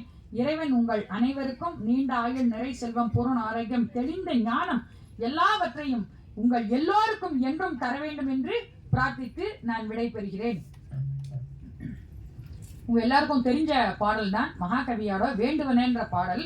ஆனா திரை இசையில வந்ததுனால நான் அந்த திரை இசை மெட்டிலேயே நான் பாடுறேன். ஏன்னா நினையரதி என்று நினைக்கிறேன் நடி கண்ணம்மா சூப்பரா அந்த பூர்ணிமான்னு நினைக்கிறேன் அவங்க டான்ஸ் ஆனவங்க பேர். கரெக்டா கரெக்டா பூர்ணிமா அருமையா ஆடினாங்க. ஸோ இந்த மாதிரி எல்லாத்தையும் நம்ம மனதுதான் நம்மளுடைய எண்ணங்கள் உயர்வதற்கு காரணமாக இருக்கிறது. நம்ம மனதை தூய்மையாக, உண்மையாக, நேர்மையாக என்றென்றைக்கும் நாம வைத்துக் கொண்டால் உறுதியாக நாம் கண்டிப்பாக வெற்றி பெறலாம்ன்றதையும் இந்த பாடல் உங்களுக்கு சொல்ல போகிறது. மனதில் உறுதி வேண்டும், மனதில் உறுதி வேண்டும், வாக்கினிலே இனிமை வேண்டும், நினைவு நல்லது வேண்டும், நெருங்கின பொருள் கைப்பட வேண்டும், மனதில் உறுதி வேண்டும், கனவு மெய்ப்பட வேண்டும், கைவசமாவது விரைவில் வேண்டும், கனவு மெய்ப்பட வேண்டும், கைவசமாவது விரைவில் வேண்டும், தனமும் இன்பமும் வேண்டும், தரணியிலே பெருமை வேண்டும், மனதில் உறுதி வேண்டும், கண் திறந்திட வேண்டும், காரியத்தில் உறுதி வேண்டும், பெண் விடுதலை வேண்டும், பெரிய கடவுள் காக்க வேண்டும், மண் பயனுற வேண்டும், மண் பயனுற வேண்டும், வானகம் இங்கு தென்பட வேண்டும், உண்மை நின்றிட வேண்டும். ஓம் ஓம் ஓம் ஓம். நல்ல வாழ்த்துக்கள். நன்றி. வணக்கம்.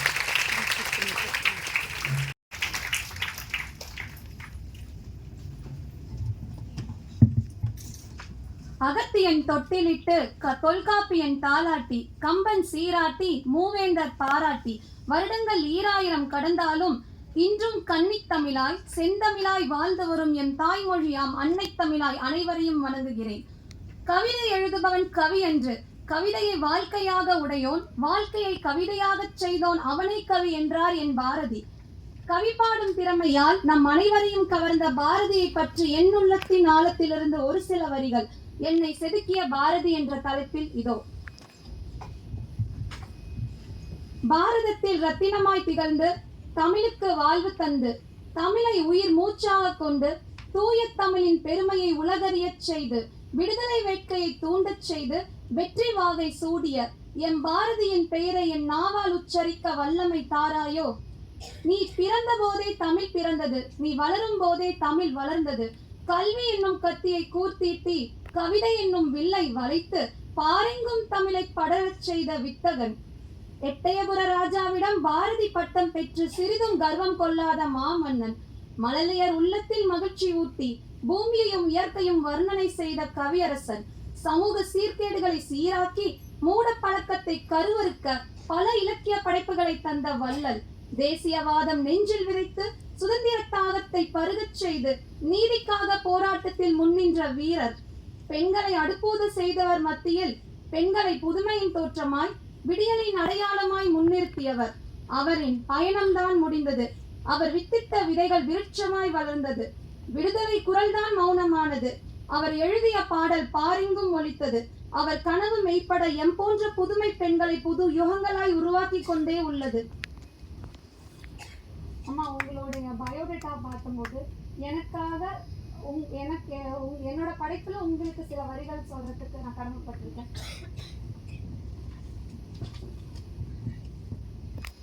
முத்துக்கு பெயர் போன தென்கடல் நகரத்தில் முத்துக்கு முத்தாய் பிறந்து மகாகவி பாரதியாரின் பேத்தி என்ற பட்டியலில் இடம் பதித்து தமிழை உயிராக கொண்டு செங்கோலால் செய்த விரலில் பல படைப்புகளை தந்து கவிஞர் என்ற பட்டத்தை அடைந்து தனது கல்வி தகுதியால் பல துறையில் மெருகேற்றி சரித்திரத்தின் ஞானக்கடலாய் வெற்றிகளை குவித்து பத்திரிகை துறையில் தடம் பதித்து தமிழுக்காக தன்னை அர்ப்பணித்து பன்மொழி வித்தகராம், பல விருதுகளுக்கு சொந்தக்காரராம், இலக்கிய உலகில் வலம் வரும் பாரதி கண்ட மங்கையாம், உயர்ந்த பெண்மணியாம் டாக்டர் கலைஞர் ரா உமா பாரதி அம்மா. உங்களது சுய விவரம் படிக்கையில் என்னை பூரிப்புக்குள்ளாக்கியது. என் கற்பனை சோலையில் மலர்ந்த கவிதைகளை பூமாலை இன்றி பாமாலையாக அம்மா உமக்கு அர்ப்பணிக்கிறேன் மகிழ்ச்சியுடன். பாரதியின் பன்முக திறமையையும் சிறப்பு விருந்தினரின் சிறப்புகளையும் கவிதை வடிவில் வார்த்தெடுத்த ஷியானா மேம் அவர்களுக்கு நன்றி. எனக்கு இந்த வாய்ப்பை நல்கிய தமிழ் துறைக்கு என் மனமார்ந்த நன்றி. இந்த தலைப்பே ஒரு வியப்பு.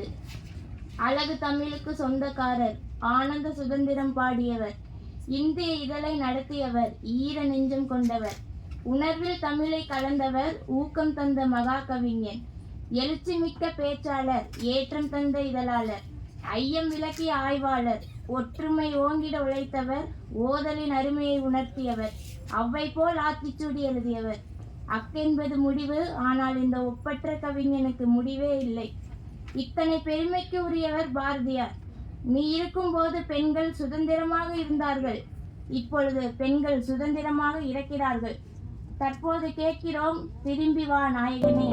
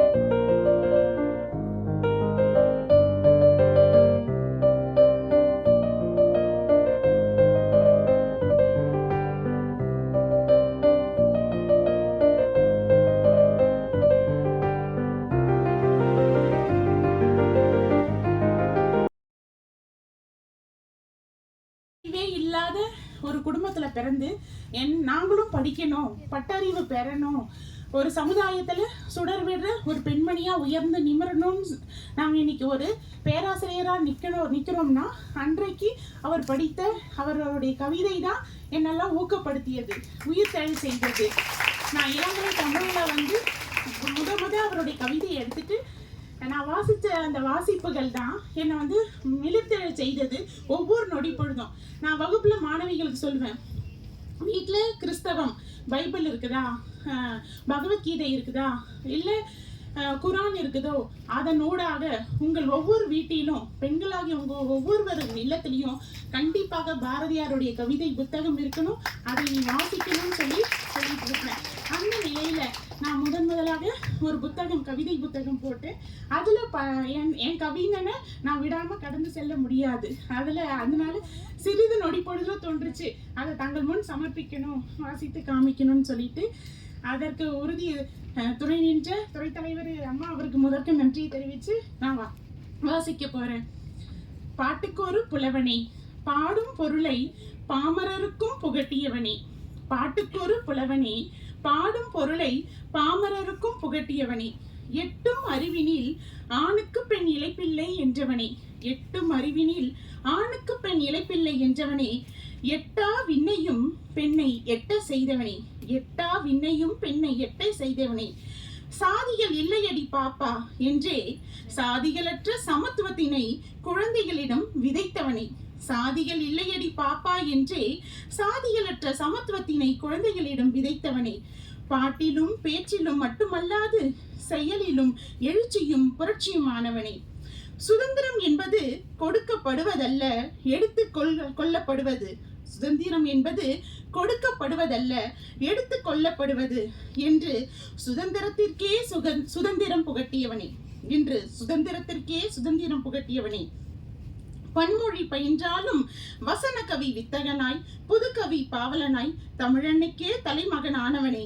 எட்டயபுரத்தில் மலர்ந்த மழலையாய், இயற்கையை ரசித்த இனியனாய், காசியில் எழுந்த புனிதனாய், திருச்சியில் வலம் வந்த ஆசானாய், சென்னையில் சங்கமித்த எழுச்சியனாய், பாமரரிடம் ஐக்கியமான பத்திரிகையாளனாய், புதுவையில் தஞ்சம் கொண்ட புரட்சியாளனாய், எத்தனை எத்தனை பிறவிகள் கண்டாலும் நீ ஒருத்தன் எடுத்த பிறவிகள் போலாகுமா? நீ ஒருத்தன் எடுத்த பிறவிகள் போலாகுமா?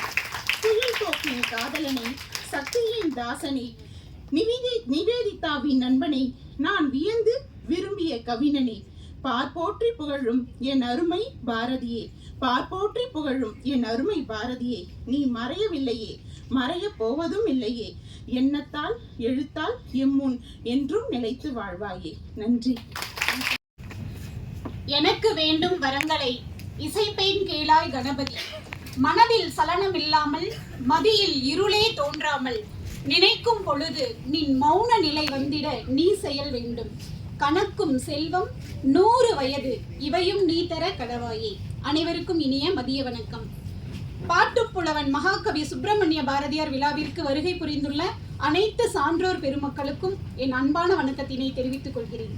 PKR மகளிர் கலைக்கல்லூரி தமிழ்துறை சார்பாக நடத்தப்பட்ட பாரதியார் விழாவிற்கு வருகை புரிந்து சிறப்பித்த இன்றைய நம் சிறப்பு விருந்தினர் மதிப்புறு முனைவர் கவிஞர் உமா பாரதி அவர்கள், உனக்கான இலக்கை இயக்கு, உன் கடமையில் நீ வெற்றி பெறுவாய் என்றும், அறிவே தெய்வம், எழுதுகோள் தெய்வம், மங்கையராய் பிறப்பதற்கே நல்ல மாதவம் செய்திடல் வேண்டும் அம்மா என்று பெண்ணின் பெருமையை பறைசாற்றிய பல்துறை வித்தகர்.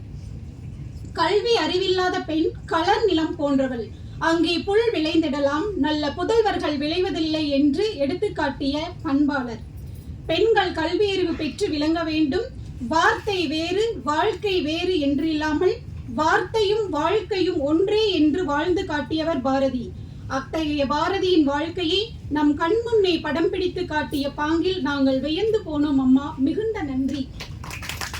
அன்பினாலே இவ்வையம் மேம்புறும், நிமிர்ந்த நன்னடை மேற்கொண்ட பார்வையும் உள்ள பெண்கள் யாருக்கும் அஞ்ச தேவையில்லை என்று அச்சத்தை போக்கிய பாங்கு, பாரதியின் ஆத்திச்சூடியின் கருத்துக்களை சொல் அடுக்காக எடுத்துக்காட்டி அறிவுரை கூறிய பாங்கும் அற்புதம் அம்மா. கேள்வி கணைகளோடு மாணவிகளை உற்சாகப்படுத்தியும் பாடல் பாடியும் மகிழ்வித்து இன்றைய நாளை இனிமை நாளாக்கிய உமா பாரதி அம்மா அவர்களுக்கு தமிழ்துறை சார்பிலும் கல்லூரி நிர்வாகத்தார் சார்பிலும் மனமார்ந்த நன்றிதனை உறுத்தாக்கிக் கொள்கிறோம். பாரதியார் பாடல்களை உணவுபூர்வமாக பாடிய ஆசிரியருக்கும் மாணவிகளுக்கும் பரதநாட்டியம் ஆடிய மாணவிக்கும் மனமார்ந்த நன்றிதனை தெரிவித்துக் கொள்கிறோம். கவிதை வாசித்த வணிகவியல் துறை பேராசிரியர் ஷியானா மேம் அவர்களுக்கும் தமிழ்துறை பேராசிரியர் மோகனா மேம் அவர்களுக்கும் மனமார்ந்த நன்றிதனை தெரிவித்துக் கொள்கிறோம். தமிழ்துறை தலைவருக்கும் வாழ்த்துரை வழங்கி சிறப்பித்த கல்லூரியின் துணை முதல்வர் அம்மா அவர்களுக்கும் மனமார்ந்த நன்றி. பாரதியார் விழாவிற்கான போட்டிகளில் பங்கு பெற்ற அத்துணை மாணவ செல்வங்களுக்கும் வெற்றி பெற்ற மாணவிகளுக்கும் நன்றிதனை தெரிவித்துக் கொள்கிறேன். எந்நாளும் எங்களை உற்சாகப்படுத்தி வரும் எங்கள் கல்லூரியின் தாளாளர் ஐயா அவர்களுக்கும் மனமார்ந்த நன்றி. அனைத்து துறை முதன்மையர்கள், துறை தலைவர்கள், பேராசிரியர்கள், மாணவிகள் அனைவருக்கும் நன்றிதனை தெரிவிப்பதில் பெருமை அடைகின்றேன். ஒளி அமைப்பாளர்கள், பத்திரிகை துறை அன்பர்கள், புகைப்பட கலைஞர்கள் அனைவருக்கும் நன்றி. இவ்விழாவிற்கான அனைத்து ஏற்பாடுகளையும் சிறப்பாக செய்து கொடுத்த எம் துறை தோழமைகள் அனைவருக்கும் உளமார்ந்த நன்றிகளை தெரிவித்துக் கொள்கிறேன். பாரதியார் விழாவினை அற்புதமாக தொகுத்து வழங்கிய தோழி செந்தமிழ் செல்வி அம்மா அவர்களுக்கும் நன்றி.